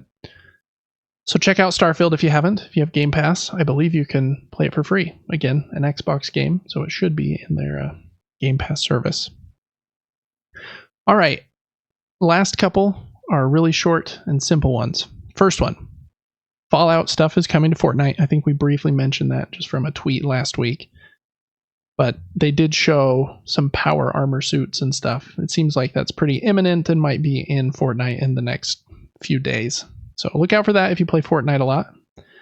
And yeah, spend $20 on the power armor. Those skins, they're pricey over there. What is your opinion on Fortnite, Devin? I actually like Fortnite. It's not my go-to game. I almost never turn it on. But it's a good game. I think it'd be hard to argue against that. I mean, it's still running strong. Oh, totally. They're doing huge updates, massive trailers. They have collaborated with so many different studios or franchises, I guess. And I think it's one of the hardest games to like really like go pro in. Such unique mechanics. I think it's a good game, but I never play it. And I don't really desire to play it that much. But it did take some of my money. I get sucked into the skins a little bit. Like if I was playing that right now, I would spend $20 on a Vault whatever number character. And if I could run around as a Pip-Boy, that was what I would choose to do. Yeah. No, I agree. I think I've kind of got the same opinion on Fortnite. I think it's really impressive and cool what it does. And just the scale, like some of those events that were live that they had where everyone was just in there like watching like the asteroids fall or watching movie trailers or, you know, at the concerts that they hosted. And now they have like 4 other games like Rocket Racing and I think there's the Fortnite music one that I can't remember the name of. That's kind of like Guitar Hero-ish. So it's kind of crazy what that thing has become. And I really like the no build mode, because then it makes it possible for people that are terrible at building like me to actually have fun in the game. Yeah. So I always have a good time when I play it. But we talked about this earlier in the show. I'm kind of the variety gamer. I love playing new games. Like, what did this 2-person team make? And wow, that's a cool new idea. And playing Fortnite too much just kind of goes against that, which is, I like. It would be like, there's a bit of comfort in it in like TV. Like I love rewatching like Seinfeld or The Office or Parks and Rec or New Girl or, you know, comedy. For some reason, I'm okay with like rewatching. And even my favorite like drama movies, like Christopher Nolan movies, you know, Interstellar, Inception, I'll rewatch those. But I'm very picky with like what I will rewatch or replay or play for a long period of a time if it feels too samey. So I don't know. I also have the same vibe with Fortnite. Think it's really cool, like it, and have fun whenever I play it. But I can't play it. I don't know. I just can't play it too much. Yeah. I don't know why. But for all of you that love Fortnite, check out the Fallout stuff. All right, last couple here. We've got a few movie and TV show bits of news. So I guess a Street Fighter movie was just announced. All they've shown is a trailer. I don't think they've shown, or not a trailer. All they've shown is a screenshot, and it's just the Street Fighter logo on some bricks. There's really nothing. The only thing they have announced is who's directing it, and I didn't know who these people were, but it's Danny and Michael Fipow. I don't know if I'm pronouncing that last name right, but they, I guess, make quite a bit of content on YouTube, and they also directed Talk to Me, the horror movie from a couple years ago, which I think reviewed very well. That movie was intense, man. Yeah.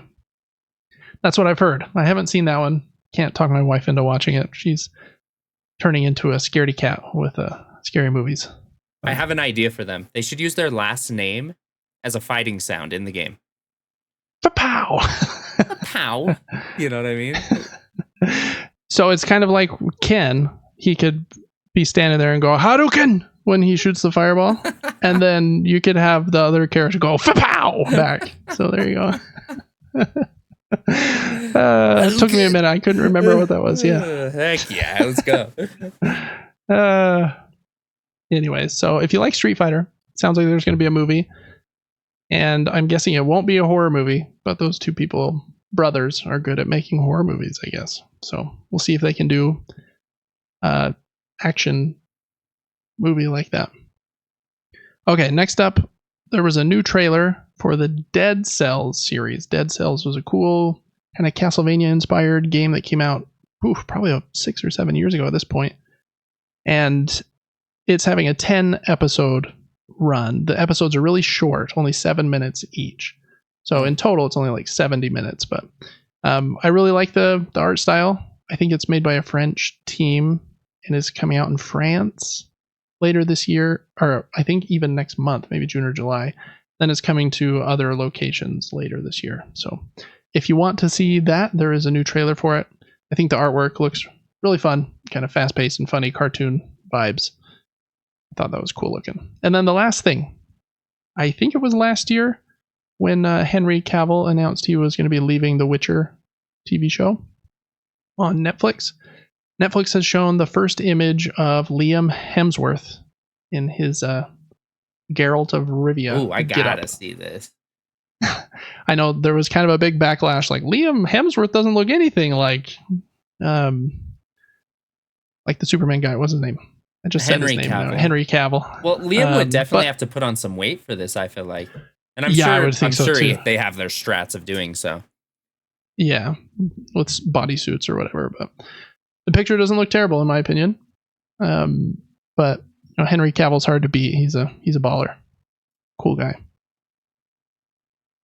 I'm excited to hear your opinion on the. I'm not seeing a picture. I just see a trailer currently. What the?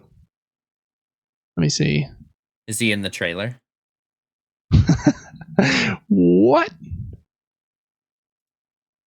Oh yeah, he's like the thumbnail on the trailer. So don't push play on the video. Oh, I am. I already did. Okay, I just saw him. He turned around like very dramatically. Yeah. Yeah, that'll be fine. I think it'll be fine. People will get over it. They're gonna hate it for a minute, but whatever. Yeah. I don't hate Liam Hemsworth as an actor. I think he's okay. So as long as he can nail the voice, Henry Cavill really nailed Geralt's voice, in my opinion. I've only seen a couple episodes of the show, but I know people have liked that. All right. Now we are through all of the news, Devin. So now we're going to wrap up the show with our two ending questions. So let's I don't remember who started last week, if it was your question or my question. I think it was mine, actually, about So you want to start with mine? The board game pieces. So if you don't mind, let's start with yours. Okay, my question today is, which gaming franchise would you want to live in if you had to live in it? This is a tough one. There's a lot of good ones and a lot of scary ones. Yes. I'll give one first, maybe, and then we'll just go back and forth. I thought of a couple, and I don't know if I'm going to steal one of yours, but I'm going to start with gotta live in Donkey Kong Country first. Yo, why didn't I think of that? That's fantastic. It's like so colorful, and the music is vibing. I just imagine David Wise's soundtracks playing always across the whole island. Oh, man, you just won this question. That it's done. There's no better answer, I don't think. Yeah, I'm just living on the island like Mowgli, and then I just hop on a rhino. What's the rhino's name? Rambi, I think. And then a minute later, I hop on the giant spider, throw some webs. Oh, the spider with the shoes? That's who I'd have. Yeah, with the sneakers. Yeah, he's cool. Or the snake, or the frog. Oh, they're all so cool. Mm-hmm. Or the parrot. And then I feel like I'd be able to find enough of those free life balloons that I wouldn't be in too much danger, even if King K. Rool killed me a couple times. So I don't know. I feel competent enough in that one. I'll bet it feels good to jump into like an extra life balloon or like an extra life mushroom. Yeah, if it feels like, if my life currently feels like what having one balloon would feel like, yeah, then I would hope that if I grab a green one and it bumps me up to 5, like, whew. Oh man, I'm like really feeling good. That's crazy. They talk about heroin being like amazing, you know. You just want a green balloon. Oh, absolutely. I'm just picturing Jesse Pinkman floating off that bed in Breaking Bad. It was the green balloon. Does he get possessed in that show? No, he shoots up some heroin. Oh, I see. Okay, sorry. On the bed, and he's so zoned out that he starts floating off the bed in the scene. But it was actually a green Donkey Kong balloon. Oh, yeah. Pulling him up. Yeah. Don't do drugs, kids. Yeah, don't do drugs. Okay, Donkey Kong. Great take. My first one, I have a bunch, but my first one is similar in a way. I put Mario as number one. Which one? Oh boy. Super Mario, probably. Super Mario World? No. No, Super Mario's too old-fashioned graphics. I think I'd feel claustrophobic. I'm gonna go with Galaxy. Nope. Galaxy might stress me out, actually. I love Galaxy, but I think it stressed me out. I'm gonna go with whatever one you start in that city. Start in like an actual like New York street or something. Oh yeah. In Mario Odyssey. Yep. I don't think that's the first world, but I think it's probably the second or third. Yeah, that's a cool one. That's a weird, funky world with all those weird-looking humans and Mario jumping around on. Oh yeah. Well, I think it's called New Donk City. New Donk. Okay, actually, I might change my mind. Maybe Mario 64. It'll just be like half pixelated. That's a good one. Just look weird there. I don't know, man. What one would you choose? I mean, Super Mario World is my favorite, but Galaxy is probably my favorite 3D one. But it would be fun to just like hop around the Super Mario Sunshine Island with that water jetpack and just kind of enjoy a vacation on the island. Oh yeah, that'd be lovely. Yeah, lots of good ones in Mario. I'm gonna jump to a board game. I couldn't decide which, but kind of continuing our vibe here with like cute things seeming a little less scary. I'm gonna jump right into Root, and I couldn't decide which faction to be, but I kind of I like the mole people. I don't know if you've played a game with the mole people, Devin, since they're in one of the expansions that I don't think I had when you played that game with me. But they can dig these cool mines underneath the map and then kind of pop up in different places. They're very, very, very nice to use. There's also the lizard cult. Ooh, they're awesome too. There are these big lizards spreading their religion all over the board. Those are probably my two. The otter one is also very cool. That's a fun kind of world with a really happy, like cool art, and then all the animals are trying to kill each other. So I love that vibe when it's like violent and difficult and scary, but it's got cute art. I've talked about that a lot. The contrast of those things. So Root is going to be my first board game pick for that. Okay. What one do I want to go with on number 2? I mean, if we're staying cutesy, kinda, I mean, I'm gonna have to say Pokemon. I don't know which Pokemon. I haven't played all the games. I don't know the games well enough. But, I mean, living in a world of Pokemon would be kind of dope. It would. That'd be crazy. Who's the best starter? I always chose Bulbasaur, but I think people would make fun of me for that decision. I always chose Squirtle. I feel like everyone chooses Charmander. I'm not sure. Yeah, I don't know. Well, who do you think everyone chooses? I thought everyone chose Charmander as well. Yeah, that's kind of the vibe I got. Yeah. Yeah, it's a tough one. I like all three of those Pokemon. Okay, my next one. We'll go back to video game for a sec. I think it'd be fun to be Nathan Drake in Uncharted. Few reasons. He's got an infinite amount of luck. He cannot die, and can't really be hurt.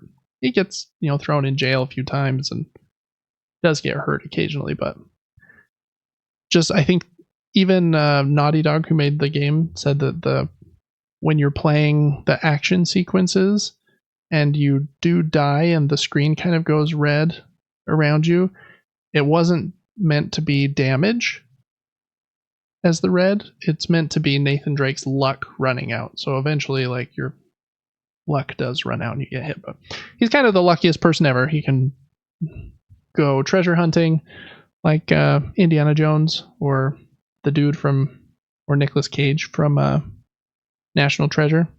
Break all kinds of stuff, say a few curse words, and always gets the girl and always gets the treasure. He is not rich though. He never like wins the treasure for the money. So that would be the one downside to being Nathan Drake. But you'd be alive. So I don't know. I like that. I like that answer. You thought this through deeper than I did. I thought about it just in an aesthetic way. You thought about actually living in the world. Because some of my answers you're not going to agree with. And I'm going to say one right now. Okay, cool. I chose BioShock.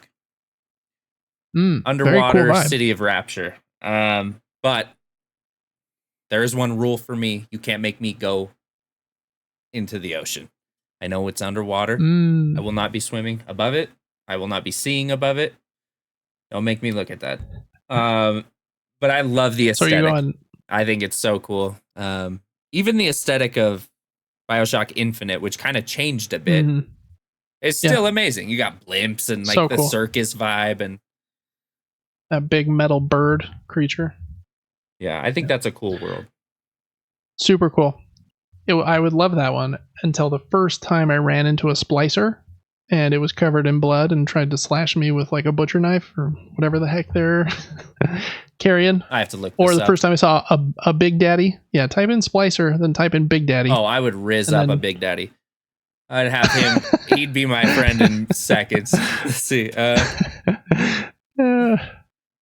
Oh yeah, I don't like this thing. Yeah, they're not so cute. Yeah, weird. Okay. I remember them now.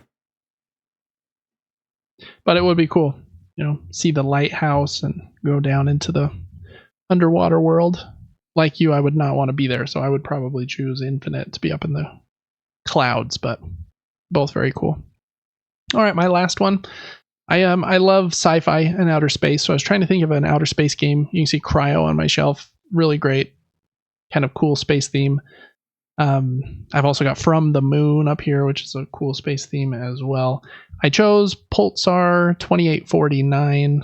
It's a board game about being out in deep space, and you're trying to travel around these space gates through kind of this solar system that you're flying through, and then you're building these gyrodynes, or these giant spinning rings, like around these planets. And cool vibe. Love sci-fi, and I couldn't decide which sci-fi board game has the coolest sci-fi aesthetic, but I just named 3. So combine all 3 of those together, and we got cool sci-fi. I love it. I almost chose a space one as well. I almost chose Mass Effect. It just looks cool. You go to a lot of cool places, cool space cities, and but the ones I did pick, I got 2 more. I'll just quickly say them. The one was Zelda.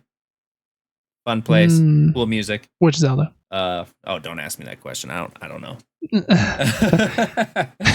Which Zelda would you pick? You probably know them better than me.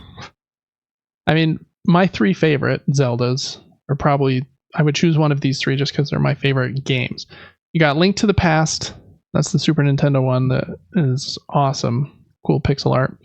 And then my 2 favorite more modern ones are Tears of the Kingdom, which is super brand new. Very cool. Awesome. Just awesome. And then Twilight Princess is my other favorite, actually, which I know some people don't like, but Link turns into a cool wolf. Yeah. It's got a big, cool world. I like that one a lot. So I remember playing do one that. of those 3. That was on the Wii, was it not? It was, yeah. The Wii and the GameCube. Okay, I just have one more, and I mean, it's kind of just a cop-out answer because I'm obsessed with the game currently, but I've said Fallout because I love the music, and but I also wrote, but it'd be scary and I would probably die. But for a moment, it'd be kind of cool just to go up there and just, if you weren't getting irradiated or whatever the word is, just to experience that and the I don't know. There's a jukebox in a building, and you've got like a bunch of lock picks, and you're like, I'm gonna get the best loot, even though all the loot's garbage. I'm gonna get these pork and beans. I don't know. It kind of sounds terrible, but I love the aesthetic. I think a big open world game like that would be kind of fun to be in, because then you've got space, and you can just kind of do the same things that you do in the game. Like, okay, I'm gonna really tunnel down, stay away from enemies, find good stuff, level up, so that in 3 weeks I'll be super overpowered and nobody can take me on. So that would feel like a good feeling. Maybe you find a vault that's abandoned as a good place for you to live. Maybe you would have to deal with other people trying to raid the vault later, but you'd have a pretty secure and locked down spot. So you could probably have quite a bit of fun and some crazy adventures. And imagine having a Pip-Boy that told you all of your current status effects, or whatever the word is, your current health, if you're hungry, your perks, you got radio in there. Oh yeah. Do you think the Pip-Boy knows everything about you enough that it could tell you when you were going to die? Because that would be scary. Yes. Like, oh, we know. Do. Yeah, I do too. It knows so much about, like, hey, you're level 45. Maybe that's how old you are. I don't know. And it knows everything about, like, your heart and your encumbrance and your wisdom and your charisma. That's a lot to know about a person. It becomes your subconscious. Yeah, for reals. Cool. Did you have any others, Devin, or was that That is all I wrote down. Was that your list? Yep, that is my Those list. are good ones. All right. My question, I love, like I've mentioned multiple times in the show, I like things that are kind of surprising. I like variety. I like new things. Show me something cool and new that was made by a small team. And I love that kind of stuff. So my question is, what is your favorite game that you have played that you feel no one has heard of? I have 4. I have 2 board games and 2 video games. And so maybe I'll go first. Yeah, because I only have 3, so you go first. Okay, perfect. That'll work perfectly. Let me get a sip of my soda, and then I'll grab one. I'm going to start with a board game. This game is called Hex. And I feel like this is one that really nobody owns. I looked on Board Game Geek, and it only has 62 owners, which is like incredibly low for a game on Kickstarter. It's made by a company in Canada, and the company was just, I believe, a husband and wife. And I hope they're still in business. I don't know, but I thought the game was such a cool idea. It comes in this board like this. Also has this top piece that we'll get to in a second. And it plays very similarly to something like Scrabble. And I really like word games, having grown up playing a lot of Scrabble with grandma and Words with Friends. So I kind of have a soft spot in my heart for word games. But this one is quite a bit different because it's also a mix with Othello. I'm not going to make a pretty word here. I'm just going to throw some pieces down so you can see.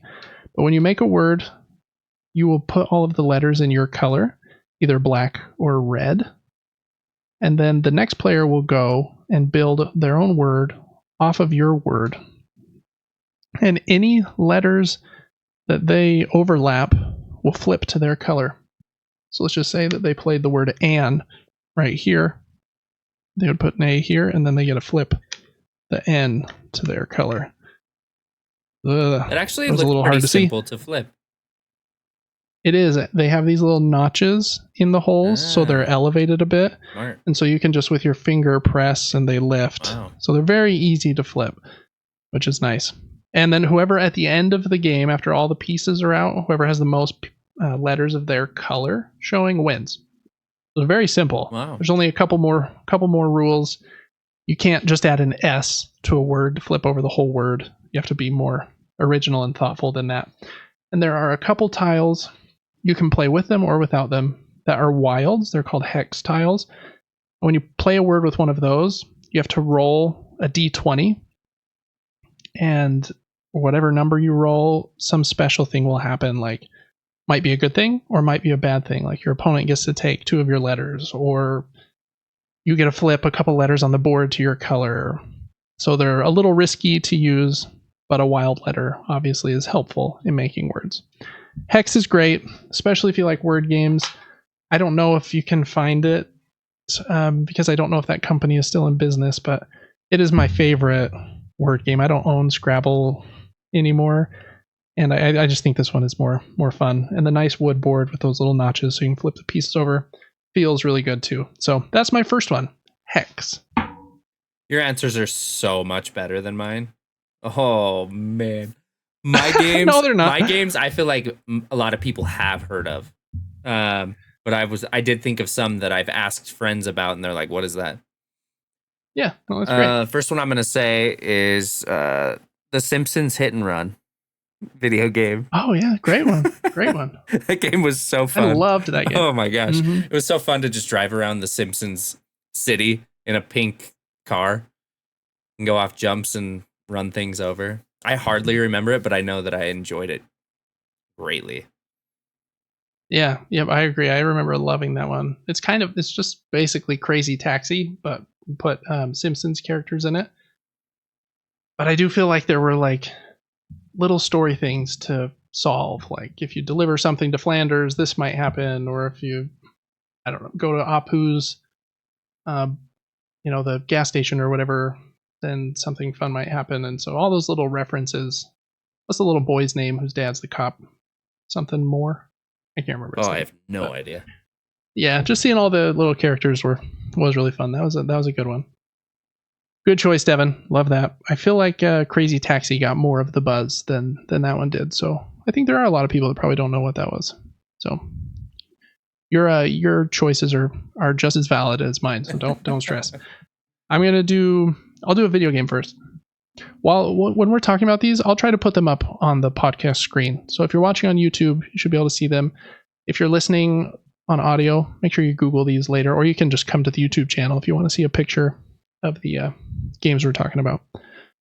The first one of my very favorite games of all time, which I've talked about many times, and I'm really hoping the sequel gets announced in the next few weeks, is Hollow Knight. I think it's basically a perfect Metroidvania game. It's amazing. I played another one a couple years later that I thought was almost as good. There's a couple things it doesn't do quite as good. The map is definitely not as good as Hollow Knight's, at least like the map that you see when you press the map button and the map pops up. So the map's not quite as good. It's basically just squares that connect to each other. And the story is a little more like Japanese, but Hollow Knight's story is also like a little vague and hard to find all of the secrets about too. But in almost every other way, I think it's just about as solid. And in a couple ways, like the music, I think is actually almost or maybe better than Hollow Knight's music. This game is called Ender Lilies Quietus of the Nights. Very weird name. I don't even really know what it means. But the crux of this one is you play as a little girl, and you have to go through so many different areas of like a castle and a swamp and like the upper castle, in Metroidvania fashion. And you control the little girl, and she has these, I don't remember if they're rings or something, and you get to, similar to Hollow Knight's charms, you get to select which of these knights you will kind of activate, and they will each be assigned to a button, like square, triangle, and circle are the three that knights I have. And you'll unlock like probably 20 of these knights, maybe 10, I don't know. Some big number, so you get to mix and match them however you want. And when you press an attack button, that knight will like appear out of thin air like a phantom and do the attack. So you're basically you play as this little girl, but when you press attack, it's not the girl doing the attacking, it's these little ghost specters of knights that like pop out of nowhere and do the attacks to kind of protect the little girl. Very unique in that way. And yeah, the animation is awesome. Like I said, the music is super great. And it's just a really great Metroidvania. It has a couple fun endings, really tough bosses. And the mixing and matching of the different knights, however you want, is super cool. Very similar to, or not similar, but similar feeling to mixing and matching the charms in Hollow Knight. That's what I was going to mention was those charms. I was like, it's kind of cool because you create a build based on where you are in the game. Yep. Very similar feeling to that. So if you haven't played Ender Lilies, Quietus of the Nights, it's great. I played it on PlayStation. I imagine it's very cheap at this point. Get it on a Steam Deck. That would be a perfect place to play it. It might even be on Switch. I'm not sure. But that was my number 2, my first video game that I feel like very few people have heard of it, but it's really solid.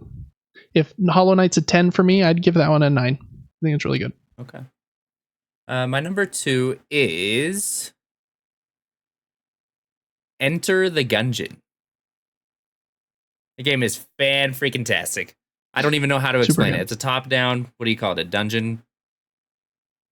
How would you just it's kind explain of that game? Dungeon crawling roguelite. Roguelite? Yeah. Basically, a roguelite is a game where you, if you die, you start back over at the very beginning of a run. Yeah. It does have there is like some detail between like a roguelite and a roguelike. So the T and the K kind of, I think a roguelite technically does have some things that permanently upgrade between runs. Hades. Like Hades, yep. Or Enter the Gungeon has some where you can unlock shortcuts to lower levels, and you can unlock new weapons that can then be found in the dungeon. So it's kind of a mix between, but not to interrupt. Great game. That game really is so fun, and it's so random. It's just like randomly generated, isn't it? Or wait. Yeah, the room placements and weapons are randomly generated, I think, yeah. There's some crazy guns in that game. The weirdest guns, yeah. Yeah, Enter the Gungeon. If you haven't played it, play it.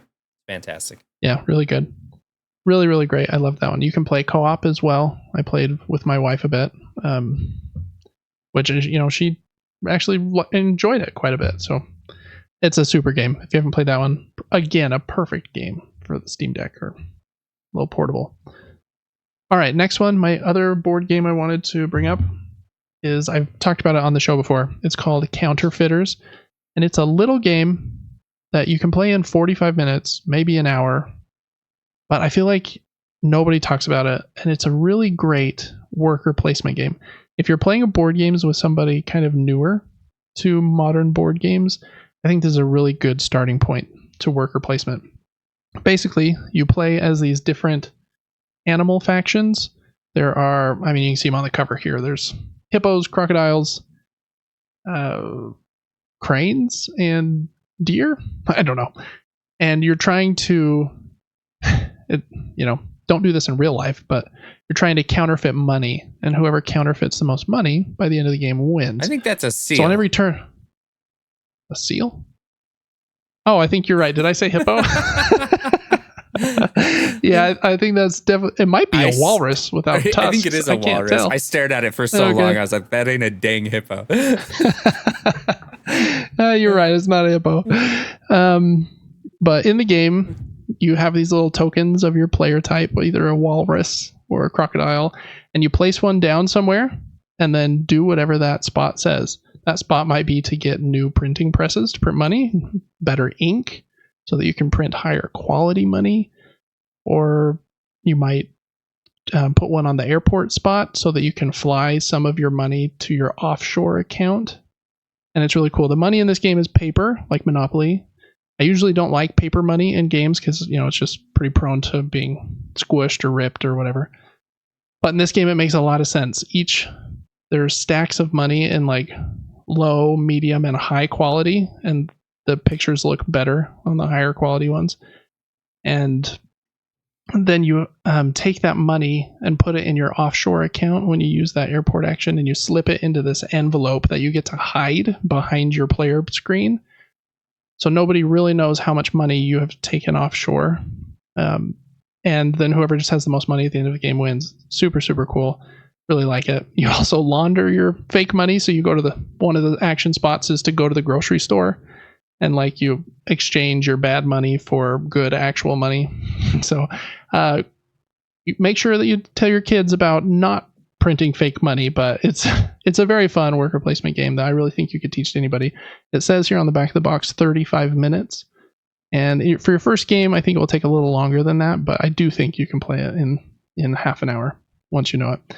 And worker placement is a super popular board game mechanism nowadays, and this is a really good entryway to learn that in kind of a fun game. So Counterfeiters, I think that's one that doesn't get talked about enough. All right, my last one for games no one's heard of that I loved. This is a very nostalgic, very strange part of my brain that I go to when I think about this game. It is called Pandemonium on the PlayStation 1. It is a great one. Platformer with you're like a Joker and this sorceress chick. Yeah, Gypsy maybe? Yeah, whatever. Yeah, whatever it is, and you can turn into dragons and frogs and I don't remember what else, but I loved that game so much. That's about all I know about it. I hardly remember. I need to play it again. Yeah, I would love to play it again too. I was just looking it up. I think that it was maybe made by, let's see, I've got it pulled up right here, the Wikipedia. It was a game that features Fargus, who was a Joker, and his stick puppet Sid. And then you play also as a talented acrobat named Nikki. But yeah, kind of a really weird game, but it was made by Crystal Dynamics, who, you know, makes Tomb Raider nowadays, and they've made other games. I think they're working on like an Avengers. Or not Avengers. They're making some Marvel game, I believe. And they also made Gex. So, I mean, Crystal Dynamics has been around for a long time. The cutscenes do look a lot like Gex cutscenes did. Yeah, for sure. Yep, that was one of our very favorite ones. I think when we got our PlayStation 1 that Christmas, I think that was one of the games we had I think it was Crash, Gex, and Pandemonium, if I remember correctly. I was 4 or 5-year-old David, so my memory here 30 years later might not be perfectly sound. But good choice. Okay, my next one is a game that, again, I don't think very many people have heard of. This game gives me Studio Ghibli vibes in that it is animated and kind of hand-drawn. This game is called Forgotten Anne. You play as this girl named Anne, and you have to go through kind of this weird kind of Beauty and the Beast-like world where a lot of the inanimate objects are alive and have been forgotten about, like coat hangers and dressers and telephones and things. And it's kind of a silly kind of Metroidvania puzzle game. There's not like a lot of action or anything, but you go around this world trying to figure out what's going on with these forgotten items and try to make sure that I think you don't yourself get forgotten or something like that at the same time. I really enjoyed this game. It's not perfect. I'd probably give it like a 7.5, 8 out of 10, but I don't play a lot of, kind of visual novel games or games that are like super story heavy and don't really have a huge gameplay hook. But this one was just puzzly enough and had the cool art along with it that it pulled me through. And I had a really good time. Very weird story, similar Spirited Away kind of vibes where something's going to talk to you that doesn't seem like it should, but if you just go with the flow and just say, I'm going to go for this weird ride this game's going to take me on, I really liked this one. This company that made it kickstarted their next game, I think like 6 months ago, and I backed it. So for like $20 or something, I'm going to get a digital copy of their new game when it comes out. I can't remember what it's called, but it stars one of the characters from Forgotten Anne will be the main character of this new game. So I'm excited to play that one too when it comes out. I don't remember when it's supposed to deliver, if it's this fall or next spring or something, but Forgotten Anne, it's a good game. I think you'll like it if you give it a shot. So that was my fourth one. So just a quick recap. In board games, we got Hex. If you like word games, if you like worker placement and want to teach people how to get into hobby board games, I think Counterfeiters is great place to start. And then the two video games I mentioned were Ender Lilies, Quietus of the Nights, similar vibe to Hollow Knight, difficult boss fights, cool Metroidvania game, and then Forgotten Anne if you want a quirky kind of Japanese story with some very pretty artwork. So those were my 4. You want me to name mine? Yeah, go for it. Okay, I just said Enter the Gungeon, top-down rogue light, Pandemonium. If you want to play an extremely old game and still have a PS1, and Simpsons Hit and Run. Yep. Super. Those were great ones. Good questions this week. I like those. Yeah, those questions are fun. All right. Yeah, I like them too. I'm going to have to spend the weekend when we have off thinking of a good question for next week. But I think those were good. I like talking about games that people haven't heard of because, again, I like playing games that I hadn't heard of, or I love being surprised by something. Like, oh, this is better than I thought it was going to be. I love that feeling. So cool. Well, thanks so much, everyone, for listening. That's going to wrap up our show this week. As we end here, just want to do another quick little shout out. Please check us out on Super Game Brothers YouTube channel. That's where we post all of our video game playthroughs. I'm currently playing through quite a few games on that channel. We got, I think, 10 Prince of Persia playthrough segments up right now with a few more scheduled. I've recorded 7 Animal Well segments. I think 3 are up. Balatro, I've recorded 8 or 9 segments. Just did Sekiro. That one is exclusive to our Patreon. Also check that out, please. Patreon.com/SuperGameBrothers. And make sure you join our giveaway. Our giveaway is totally free. You just have to join our email newsletter, and all we're going to email you is basically like a summary of what videos we had come out that week. So if you want a summary of what we're doing each week and want to be part of our giveaway, this month it's a $25 gift card to either Steam, PlayStation Network, or Amazon. And you can use Amazon if you want a board game, or any of the other ones if you want to get a video game. So we got both bases covered. So check that out. That is at supergamebrothers.com, our little landing page website. And yeah, make sure you check out Devin on Twitch and TikTok. He streams weekdays from about, 5 a.m. Pacific time? Yes. somewhere around there. That's stinking early. But it kind of caters to the other time zones of the world too, so people in Europe can participate too. So I think that early starting point is a good one. So check him out over there. He's Player4 on Twitch and Player4 TV on TikTok, I believe. And yeah, without any further ado, I think we'll just get out of here. Devin's got to get to bed so that he can get up for that 5 o'clock sleepy Pacific time for me. Yes, sir. Stream, but that's going to do it for us today. We will see you on the next one. Bye.